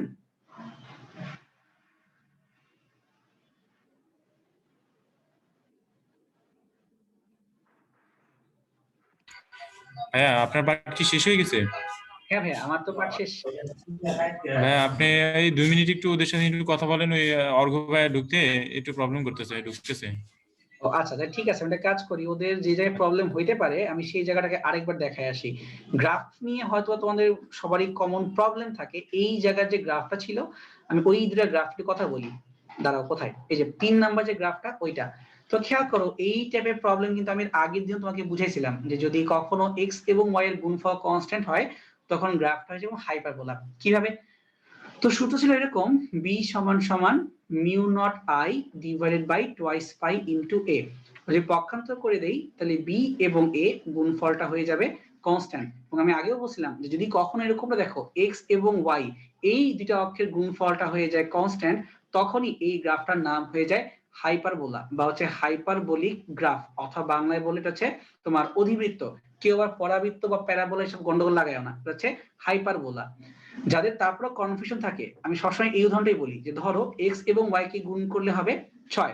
তো সাপোজ x এর মান 1 2 3 4 5 6, তাহলে y এর মানটা কিরকম হবে? y এর মানটা তুমি এভাবে চিন্তা করে দেখো কত গুণ করলে 6 পাওয়া যাবে। তাহলে 6 একে 6, 3 দুগুণী 6, 3 দুগুণী 6, 4 দিয়ে করতে গেলে কষ্ট হবে। এক কাজ করি 4 এবং 5টাকে এখন অমিট করি, শুধু 6 নিয়ে ভাবি, হচ্ছে 6। খেয়াল করে দেখো প্রত্যেকটা গুণফলের মানই কিন্তু সেম 6 6 6 থেকে যায়। তুমি যদি কোনো কারণে এখন এই এক্স এর মানটাকে 0 বসাইতে চাও, 0-র সাথে এমন কিছু নাই যাকে গুণ করলে 6 পাওয়া যাবে, তার মানে এক্স এর মানটাকে আমি 0 বসাইতে পারবো না। ঠিক একইভাবে আমি যদি এখন ওয়াই অক্ষে বলি যে ওয়াই অক্ষের মানটাকে 0 ধরো, তাহলে এক্স এর এমন কোনো মান নাই যাকে দিয়ে গুণ করলে গুণফলটা 6 পাওয়া যাবে। তার মানে এরকম ক্ষেত্রে এক্স 0 হতে পারে না, ওয়াই এর মানটাও 0 হতে পারে না। তাহলে গ্রাফটা এখন দেখতে কেমন হওয়া উচিত? যে ডিরেক্টলি জানো হাইপারবোলা সে তো এক দেখায় পেরে যাবা, কিন্তু যে পারো না তাই কষ্ট করে করতে হবে। যদি এক্স এর মানটা আমি 1 ধরি তাহলে ওয়াই এর মানটা হবে 6, এক্স এর মানটা 2 ধরলে ওয়াই এর মানটা হবে 3। ঠিক একইভাবে আমি যতই সামনে আগাবো দেখা যাবে যে আমার গ্রাফের প্রত্যেকটা মানে কিন্তু সুন্দর মতো কমে যাচ্ছে কমে যাচ্ছে কমে যাচ্ছে, অর্থাৎ এই গ্রাফটা উপর থেকে শুরু হয়ে আস্তে আস্তে মানগুলো কমতে থাকে কিন্তু কখনোই 0 হয় না, অর্থাৎ এটা কখনোই এক্স অক্ষকেও টাচ করবে না, ইভেন কখনো এটা ওয়াই অক্ষকেও টাচ করে না। এবং এইটাকে একভাবে বলা যায় অসীমতট বা বলা হয় অ্যাসিমটট। তো তোমরা যেহেতু ম্যাথ পরীক্ষাও দিবা, অবশ্যই আশা করি ম্যাথটাকে ইগনোর করবে না। তো মনে রেখো এই টাইপের গ্রাফের আরেকটা নাম আছে, এটাকে বলা হয় অসীমতট। যদি কখনো ফিজিক্সে বলবে না তা মনে রাখতে পারো অসীমতট বা অ্যাসিমটট। আর বাকিগুলো কেন হবে না, হোপফুলি এটা বুঝেই গেছে ততক্ষণে কেন হবে না। আমাদের আরেকটা গ্রাফ ছিল, কোথায় গেল, এই যে 8 নম্বরের গ্রাফটা। এইটা তো খুবই ইজি, বি সমান সমান mu naught N I divided by twice R. তো বি এবং আই হচ্ছে সমানুপাতিক, তো যেহেতু উভয় পক্ষে সমানুপাতিক তাহলে আই এর মানটা যত বৃদ্ধি পাবে বি এর মানটাও তত বৃদ্ধি পাবে। আই এর মানটা কমে গেলে বি এর মানটাও কমে যাবে। তো এই জন্য আমরা এটাকে মূল বিন্দুগামী সোজা একটা সরলরেখা হিসেবে কল্পনা করতেই পারি, এবং এটা উত্তর 0 চলে আসছে। এর আগে গ্রাফটা কোন সময় বলে আসছিলাম যে তোমরা যখন অঙ্কটা করবা ভুলেও বার্ড সার্ভারের সূত্র অ্যাপ্লাই করতে যাবা না, নরমাল তোমার তারের জন্য সূত্র ওরকম সূত্র অ্যাপ্লাই করে নিবা। গেল এখানে তোমাদের এই বিনতি বৃত্ত ব্যাপারটা অনেক কনফিউশন লাগে, আমি আগেও বুঝেছিলাম, ধরো আরেকবার তাও বলি। এরকম তোমার একটা বৃত্ত আছে, ধরো তোমার টেবিলে একটা ঘড়ি আছে, ছোট্ট এরকম গোলাকার ঘড়ি আছে, যেই ঘড়িতে অনেকগুলো তো কাটা আছে, 3টা কাটা আছে। তো ধরো ওই তোমার টেবিলের ঘড়িটাতে কাটার পরিবর্তে তুমি এটা চুম্বক বসাই দিছো, আর এই ঘড়িটাকে তুমি টেবিলের উপর সুন্দর মতো হয়ে বসায় রাখছো। জাস্ট সিম্পলি একটু চিন্তা করো যে তোমার একটা ঘড়ি আছে, টেবিলের উপরে রাখা আছে। তো এই চুম্বকটাকে আমি চাইলে উপরে উঠাইতে পারি, চাইলে নিচেও নামাইতে পারি, কিন্তু এইটা যদি করতে হয় তাহলে তোমার এই যে ঘড়ি এটাকে ঘুরাইতে হবে। সাপোজ ধরো এই টেবিলটাকে আমি উপর থেকে দেখতেছি, আমার চোখটা একদম উপরে আছে, তো এইখানে তোমার যে বিনতি বৃত্ত সেটাকে সুন্দর করে রাখা আছে। তাহলে এই বৃত্তের অবস্থানটাকে তুমি যদি এই পয়েন্ট থেকে আস্তে আস্তে ঘুরাইতে ঘুরাইতে আরেকটা পয়েন্টে নিয়ে যাও, এখন ধরো এই বৃত্তের অক্ষটা আছে এইভাবে, তুমি তোমার টেবিলের উপরে এই বিনতি বৃত্তটাকে এই অক্ষটাকে আস্তে করে ঘুরায় এই দিকে শিফট করলা, জাস্ট ধরো এবার শিফট করছো। তার মানে কি, আগে তুমি ছিলে এরকম একটা অক্ষে, এই অক্ষ থেকে ঘুরে গেছো এই দিকে, থিটা পরিমাণের ঘুরে গেছো। এই ঘুরে যাওয়ার জন্য দেখা যাবে তোমার এই চৌম্বকটা হয় একটু উপরে যাবে বা একটু নিচে চলে যাবে, বা সোজা বাংলা কথা এখানে একটা বিনতি তৈরি করবে। তো নর্মাল সেন্সে এইখানে থাকলে তোমার হওয়ার কথা ছিল ট্যান ডেল্টা, বাট তুমি যখন ঘুরতে ঘুরতে নতুন অক্ষে চলে আসছো, এই জায়গায় তোমার পাওয়া যাবে নতুন বিনতি, ওই মানটা হচ্ছে ট্যান ডেল্টা প্রাইম। বাট তোমার জানা দরকার এই যে ট্যান ডেল্টা এই মানটা কত হবে। তাহলে এই ব্যাপারটাকে আমি খুব সুন্দর মতো ইজি করে ভাবতে পারি, এটা হচ্ছে একটা অক্ষ আর এই দিকে হচ্ছে তোমার মানটা জানা দরকার। তো সাপোজ চিন্তা করে নাও এই অক্ষের সাথে তুমি থিটা কোণ করে আছো, তাই যদি হয় তাহলে তুমি এখন এই মানটা যদি ঘুরাইতে চাও তাহলে কি দিয়ে করতে হবে, আমরা জানি ভেক্টরের ক্ষেত্রে সেই মানটাকে যে সিম্পলি cos থিটা দিয়ে গুণ করতে হয়, এবং এই জন্যই বিনতি বৃত্তের ক্ষেত্রে ডিরেক্টলি সূত্রটা হচ্ছে এই রকম। তো অনেকেই হয়তোবা এই সূত্রের সাথে পরিচিত না, বাট হোপফুলি এখন তোমরা মনে রাখতে পারবা। সোজা কথা এভাবে ভাবো, আপাত মান যা ছিল সেটার সাথে কোসাইনকে গুণ দিয়ে দাও, তোমার কাজ হয়ে যাবে, এতটুকু তো করা যেতেই পারে। আচ্ছা, তো এটা বুঝতে পারছি, এগুলাও তেমন ঝামেলা কিছু ছিল না। আচ্ছা, এই অঙ্কটার ক্ষেত্রে যাদের প্রবলেম হয় আমরা কাজ করতে পারি, আমি পুরো অঙ্কটাকে আরেকবার তোমাদেরকে বুঝাই বলতে পারি, যদিও তোমাদেরকে আমি একটু আগে অলরেডি বুঝাইছিলাম যে ব্যাপারগুলো কিভাবে হয়েছে। সো বেসিক্যালি এখানে ক্রস গুণ করতে হবে, ক্রস গুণ করার পরে এখানে সহগটাকে সমীকৃত করতে হবে, এবং সেই সহগ থেকে তোমাকে আবারও মানটা বের করতে হবে। কিভাবে গুণ করতে হয় এটা কিন্তু আমি একটু পরের অঙ্কতে বুঝে আসছিলাম যে ক্রস গুণটা হয় কিভাবে।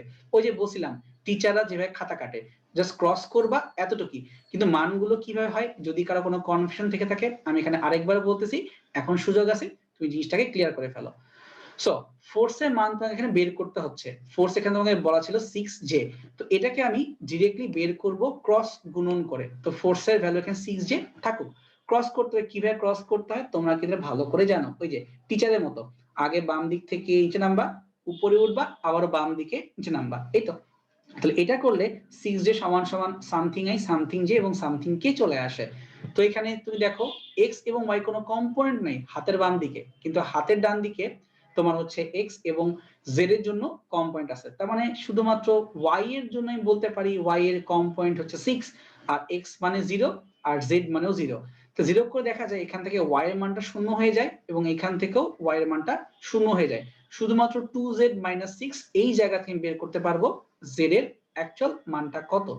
এই মানটাকে তুমি ধরে এখন বসায় দাও এই যে দৈর্ঘ্য, এই দৈর্ঘ্যের ভিতরে। তুমি 2 তো জানতা 2y, এখানে y যে, এখানে y সলভ করতে পারতেছি না, y এর মান শূন্য হয়ে যাচ্ছে। এখানে হচ্ছে z কে, এই z এর মানটি তোমার আসছে একটু আগে 6, তাই বসায় দাও। তো এখানে দৈর্ঘ্য সমান সমান হচ্ছে 2y প্লাস হচ্ছে 6k। এখন এইখান থেকে তুমি যদি তারের মানটা বের করতে চাও, ভালো করেই জানো ভেক্টরের ক্ষেত্রে কি করতে হয়, x square plus y square whole root করে দিলে সুন্দর মতো চলে আসবে এখানে √40 মিটার। আর ভাঙার দরকার নাই, দ্যাট ইজ এনাফ।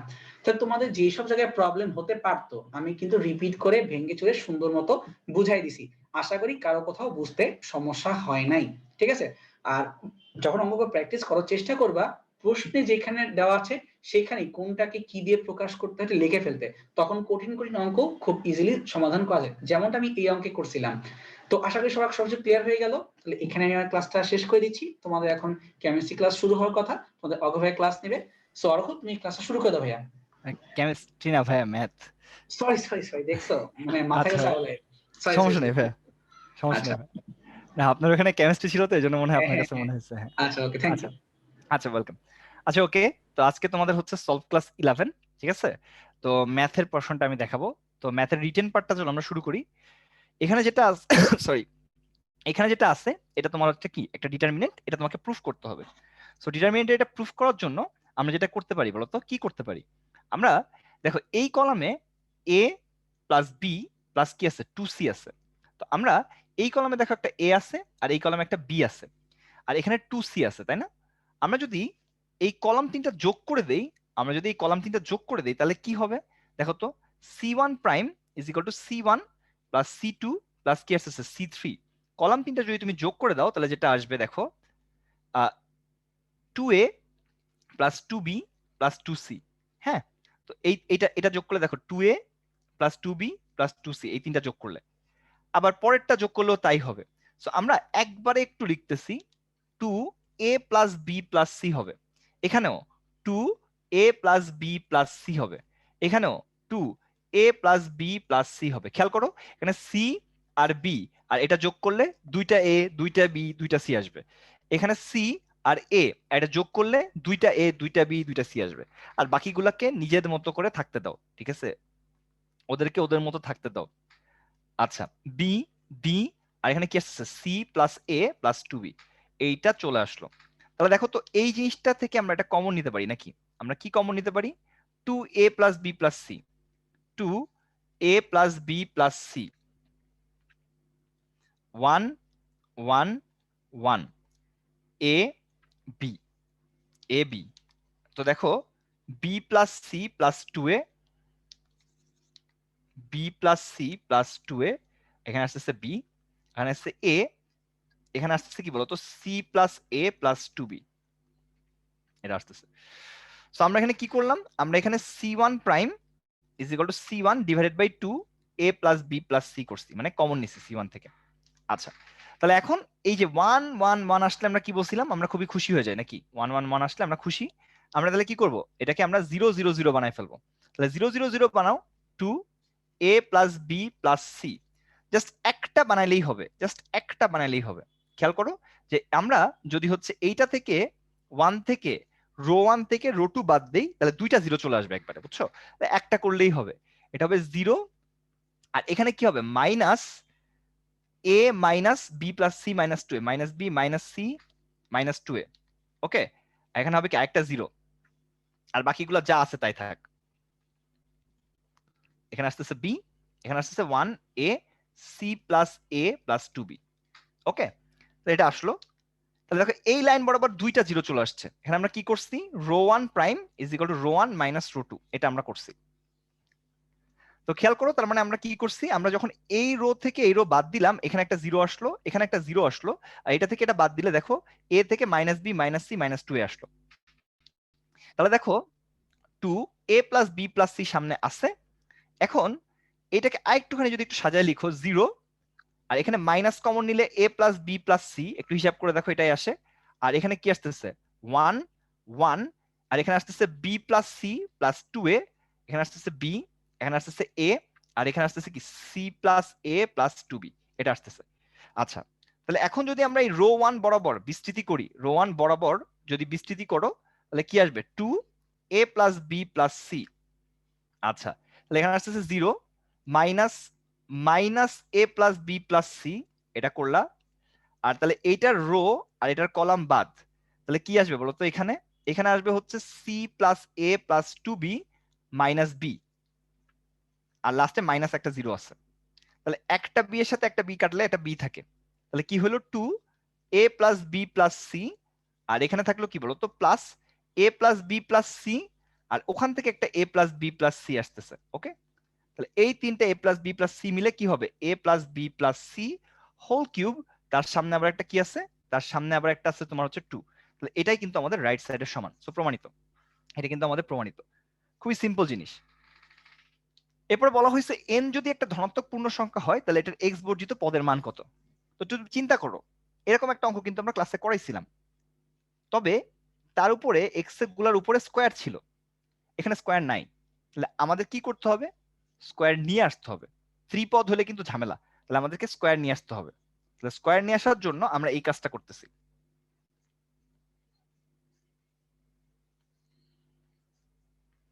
তাহলে কি আসতেছে, রুট এক্স প্লাস 1/√x, এই পুরাটার স্কোয়ার, পুরাটার পাওয়ার আবার আছে n। দেখো কি আসতেছে, দেখো রুট এক্স প্লাস 1/√x, এর পাওয়ারটা হয়ে যাচ্ছে 2n। তাহলে এরকম লেখা যায় যে root x plus x to the power minus half. হ্যাঁ, এই রুট এক্সটাকে লেখা যায় হচ্ছে x to the power half, আর এটাকে লেখা যায় x to the power minus half, তার পাওয়ারটা আছে 2n। এখানে আমাদের কি বের করতে হবে, এক্স বর্জিত পদ, মানে যে পদে এক্স এর পাওয়ারটা শূন্য সেটা বের করতে হবে। তো সিস্টেমটা কি ছিল দেখো, আর প্লাস 1 তম পদে এক্স টু দি পাওয়ার 0 থাকলে, মানে ধ্রুবক পদ হলে, ঠিক আছে, দেখো আর এর মানটা বের করার একটা সূত্র শিখাইছিলাম, যে হাফ ইন্টু 2n মাইনাস 0, দেখো half into 2n minus 0 divide by half minus minus 2n, half minus minus half, এটা। তাহলে এটা কত আসতেছে দেখো তো, এটা চলে আসতেছে n, আর নিচে আসতেছে একটা 1, তাহলে আর এর মানটা চলে আসতেছে n। ঠিক আছে, তাহলে দেখো আর প্লাস 1 তম পদ আসলে কি হবে, n প্লাস 1 তম পদ হয়ে যাবে। তাহলে আমরা টি এন প্লাস 1টা যদি বের করি, তাহলে হবে কি 2n cn, এই যে এখান থেকে, ঠিক আছে, root x to the power 2n minus n, 1/√x to the power হচ্ছে n। তাহলে দেখো এই যে এইটাও n হচ্ছে, এটাও n হচ্ছে, চলে যায়, রেজাল্ট হচ্ছে কি 2n cn, এটা আনসার, এটা আনসার। ওকে, পরেরটাতে খেয়াল করো, এইটার বিস্তৃতিতে আর প্লাস 1 তম পদের শখটা এটা দেখাইতে হবে, এটা একটা ভেজাল্লা ম্যাথ। দেখো 1 minus 2x two the power কত, মাইনাস হাফ আছে। দেখো 1 plus minus half by factorial 1 into 2x, ঠিক আছে, প্লাস মাইনাস হাফ মাইনাস 1। আচ্ছা, আমি এইটা আর প্লাস 1 তম পদটা ডিরেক্টলি বের করি, এত ভেজাল করার দরকার কি। দেখো তো আর প্লাস 1 তম পদ, সূত্র আছে না, টি আর প্লাস 1, দেখো মাইনাস n, মানে n মাইনাস 1, n মাইনাস 2, এরকম করতে করতে n minus r plus 1 by factorial r, ঠিক আছে, এখানে minus 2x two the power আর। ওকে, এটা চলে আসলো আমাদের সূত্র, যে এরকম কি ছিল, ওই যে n minus 1 n minus 2 dot dot dot n minus r plus 1 by factorial r x to the power r, এটা ছিল ফর্মুলা। ঠিক আছে, তো এখান থেকে আমরা ওই যে সবগুলো মান এখানে বসাই দিলাম। তাহলে খেয়াল করো, আরটা পদ আসছে উপরে, আর সংখ্যক পদ আসছে উপরে, তাহলে তাহলে যেটা হচ্ছে এখানে -1 আসতেছে কতগুলা r সংখ্যক, আর এখানে থাকতেছে হাফ, এটা করলে আসবে 3/2, এটা করলে আসবে কি 5/2, এভাবে করতে করতে তোমার এটা তোমার যেটা চলে আসবে, আচ্ছা তুমি এটা একবারে দিলে বুঝবা না, একটু ভেঙে ভেঙে করাই, একটু ভেঙে ভেঙে করাই। -1/2 থাকলো, এটা -3/2 থাকলো, এটা -5/2 থাকলো, dot dot dot dot dot dot. দেখো লসাগু নাও 2, তাহলে -1 -2r +2, okay, r factorial -1 to the power r 2 to the power r x to the power r, এটা হয়ে যাবে। So, এইটা হইলে দেখো পরের পার্টটাতে আমরা চলে যাচ্ছি, এটাকে -1/2 -3/2 -5/2 এইভাবে লিখো, আর এটা হবে -2r - 1 divided by 2 -2r - 1 divided by 2, আর নিচে আসবে হচ্ছে কত বলতো, নিচে আসবে হচ্ছে factorial r -1 to the power r 2 to the power r x to the power r, এরকম আসতেছে। তাহলে দেখো rটা -1 আসছে, r সংখ্যক -1 আসছে, সো এটাকে আমরা এরকম লিখতে পারি, দেখো হাফ, এখান থেকে জাস্ট এইখান থেকে যেহেতু rটা -1 আসছে, তাহলে এই rটার জন্য একটা -1 টু দি পাওয়ার r লিখতে পারি, আর এখানে একটা -1 টু দি পাওয়ার r ছিল, 2 টু দি পাওয়ার r ছিল, x to the power r ছিল, আর এখানে দেখো rটা 2 আসছে নিচে, rটা 2 আসছে নিচে, তাদের জন্য কি হবে, তাদের জন্য এখানে একটা 1/2 টু দি পাওয়ার r লেখা যায়, আর বাকিগুলা কি আছে 1 3 5 dot dot dot dot dot 2r - 1, 2r - 1, এটা ছিল আমাদের জিনিসপত্র, আর নিচে আসছে কি একটা ফ্যাক্টোরিয়াল r, ঠিক আছে। তো তো এই যে 2 to the power r 2 to the power r কাটা যায়, আর এই -1 টু দি পাওয়ার r যদি দুইটা গুণ করো, দেখো -1 টু দি পাওয়ার r হলে -1 into -1 whole to the power r, এটা হয়ে যাবে 1 to the power r, result আসবে 1, তাহলে এটা আমাদের 1 হয়ে যাচ্ছে। তাহলে কি থাকতেছে 1 3 5 dot dot dot dot dot 2r - 1 by factorial r, এর সাথে কি আসতেছে x to the power r।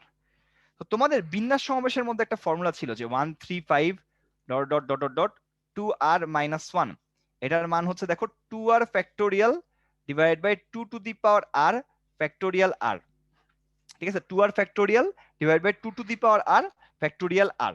তো এই ফর্মুলাটা আমরা এখানে বসাই দিচ্ছি যে 2r factorial divide by 2 to the power r factorial r, নিচে আবার আসছে একটা factorial r x to the power r।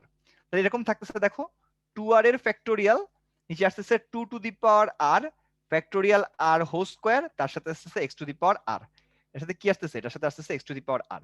So এই জিনিসটা আমাদের দেখাতে বলছিল যে এটা যে আমাদের সহগ, এটা এখন তো আমাদের সহগ হয়ে গেছে, তো সহগের মানটা যেটা হইলো এটা আমরা দেখা দিলাম, ওকে।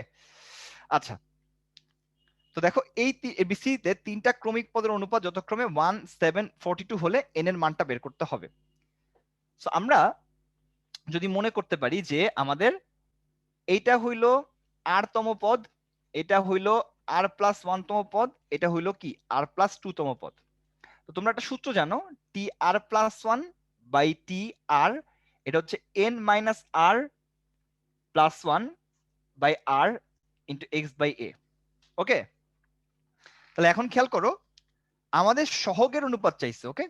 তো দেখো r প্লাস 1 বাই r তম পদের অনুপাতটা কেমন হবে, পদের অনুপাতটা হবে হচ্ছে n minus r plus 1 by r into x by 1, এটার মানটা হচ্ছে 7/1, এই যে 7/1। তো খেয়াল করো এটা হচ্ছে পদের, মানে এটা হচ্ছে তোমার পদ, ঠিক আছে, এটা হচ্ছে পদ। তাহলে সহগের অনুপাতটা কত হবে, সহগের মধ্যে x থাকবে না, তাহলে আলটিমেটলি তোমার n minus r plus 1 by r is equal to কত হবে 7/1, ওকে। সহগের মধ্যে কোনো x থাকবে না, তাহলে গুণ করে দিলে n minus r plus 1 is equal two হয়ে যাবে 7r।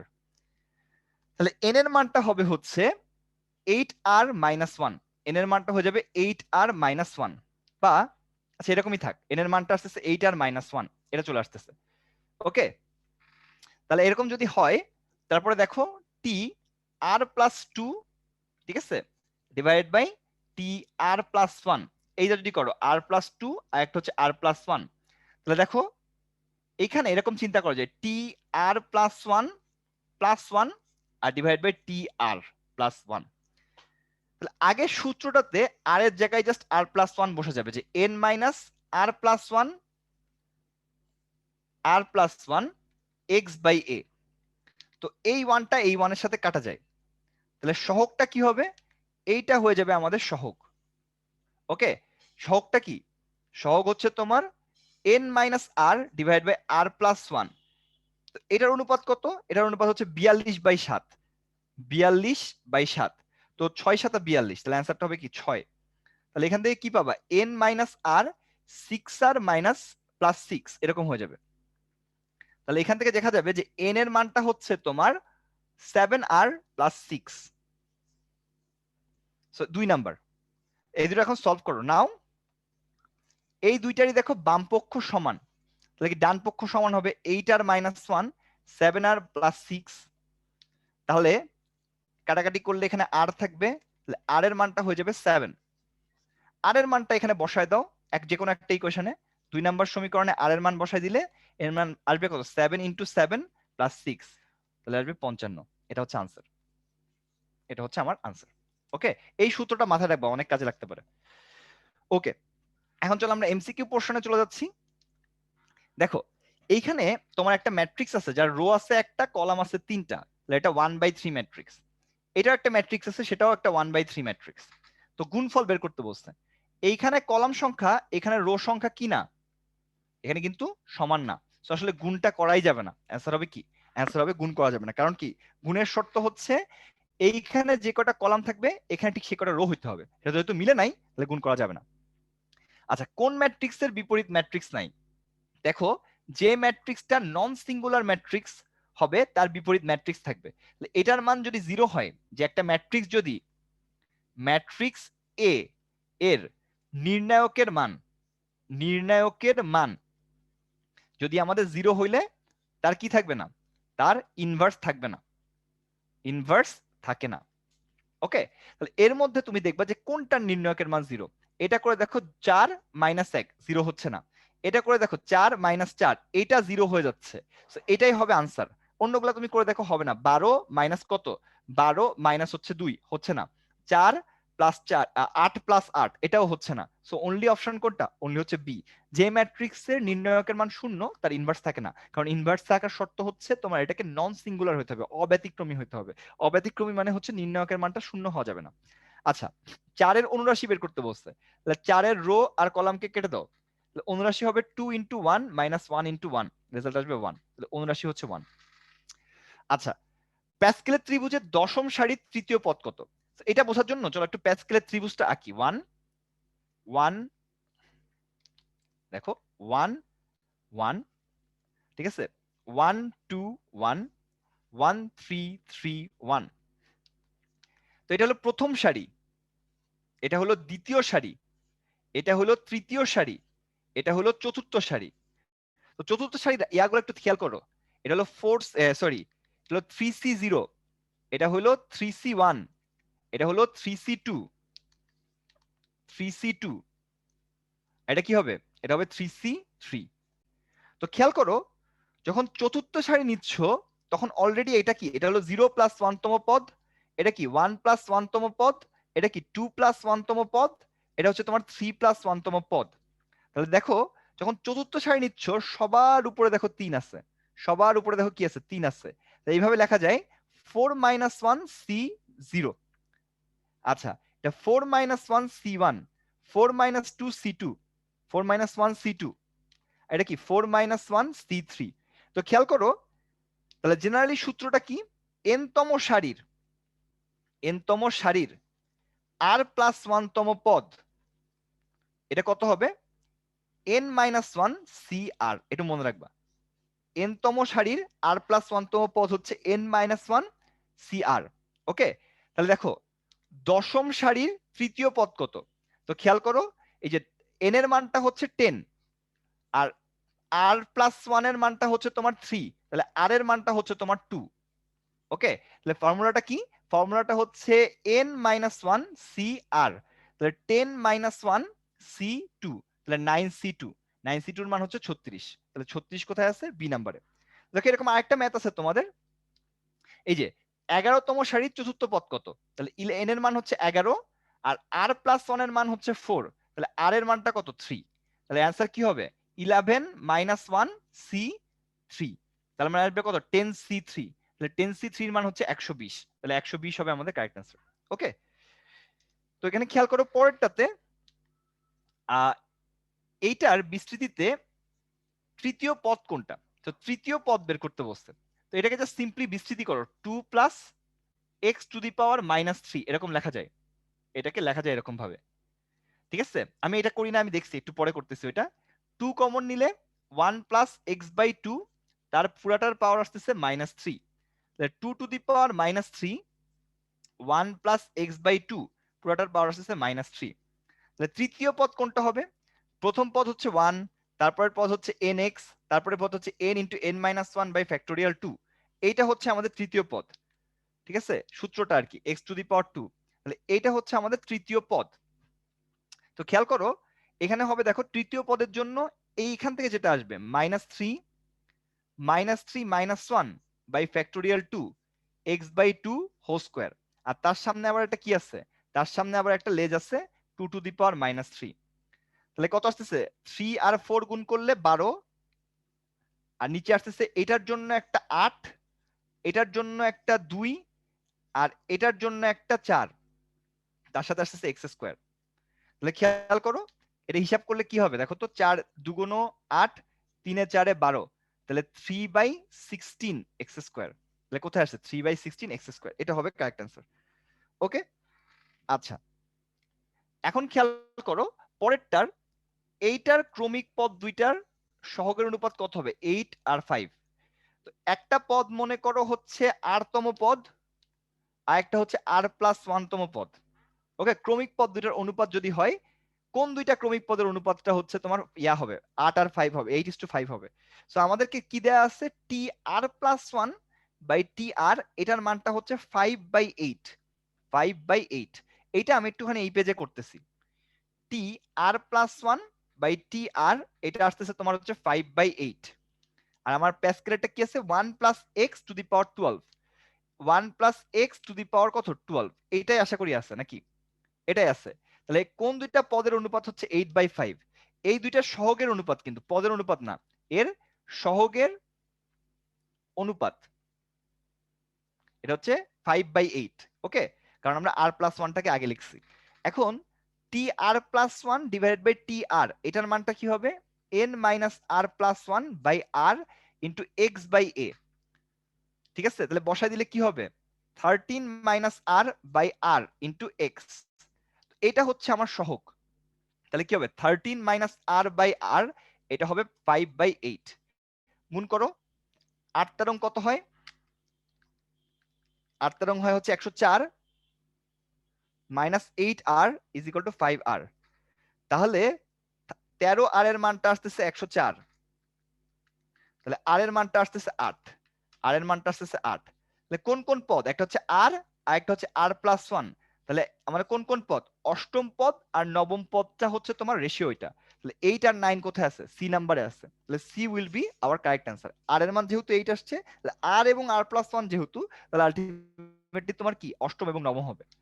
আচ্ছা এটা হচ্ছে কততম পদ এক্স মুক্ত, তাহলে একটু চিন্তা করে দেখো, মনে করি আর প্লাস 1 তম পদটা এক্স মুক্ত, তাহলে টি আর প্লাস 1 তম পদটা এক্স মুক্ত যদি হয়, তাহলে আর এর মানটা বের করার সিস্টেম কি, এই যে 1 ইন্টু 12, 1 ইন্টু 12, এক্স মুক্ত মানে এক্স এর পাওয়ারটা 0 মাইনাস 0 ডিভাইড বাই 1 প্লাস 2, আসবে কত 1 প্লাস 2, তাহলে আর এর মানটা আসবে 12/3, মানে কত আসবে 4, তাহলে 4 যদি আর এর মান হয়, তাহলে আর প্লাস 1 তম মানে কি বলতো 4 প্লাস 1 তম, তো এখানে হবে কি পঞ্চম পদ এক্স মুক্ত, এখানে 5 অ্যান্সার হবে, এটা অ্যান্সার হবে না, ঠিক আছে? এখানে তোমাদের এখানে একটু ভুল আছে, এটা কিন্তু 5 অ্যান্সার হবে, কোনো কারণে এটা একটুখানি প্রিন্টিং মিস্টেক পড়ে গেছে, এটা 5 এর উপরে হবে, ঠিক আছে? এটা কিন্তু হবে না, ঠিক আছে? অ্যান্সার হবে কত, অ্যান্সার হবে তোমার হচ্ছে 5, কারণ আর এর মান যেহেতু 4, তাহলে আর প্লাস 1 তম মানে কি 4 প্লাস 1 মানে কি পঞ্চম পদটা এক্স মুক্ত। ওকে, আচ্ছা এর মোট পদ সংখ্যা কত, তো এটাকে যদি তোমাদের মনে পড়ে দেখে, এটা হলো 1 minus x to the power minus 3, তার পাওয়ারটা আবার কি আসছে মাইনাস 3, এটা 1 মাইনাস এক্স টু দি পাওয়ার 9 হয়ে যাবে। তাহলে যদি 9 হয়, দ্বিপদীর উপর পাওয়ার যদি 9 হয়, তার বিস্তৃত পদ সংখ্যা তার চেয়ে 1 বেশি, অ্যান্সার হবে 10, এটাই হচ্ছে আনসার। তো ঠিক আছে ভাইয়া, আজকে এই পর্যন্তই। তো সবাই ভালো থাকো, সুস্থ থাকো। আল্লাহ হাফেজ।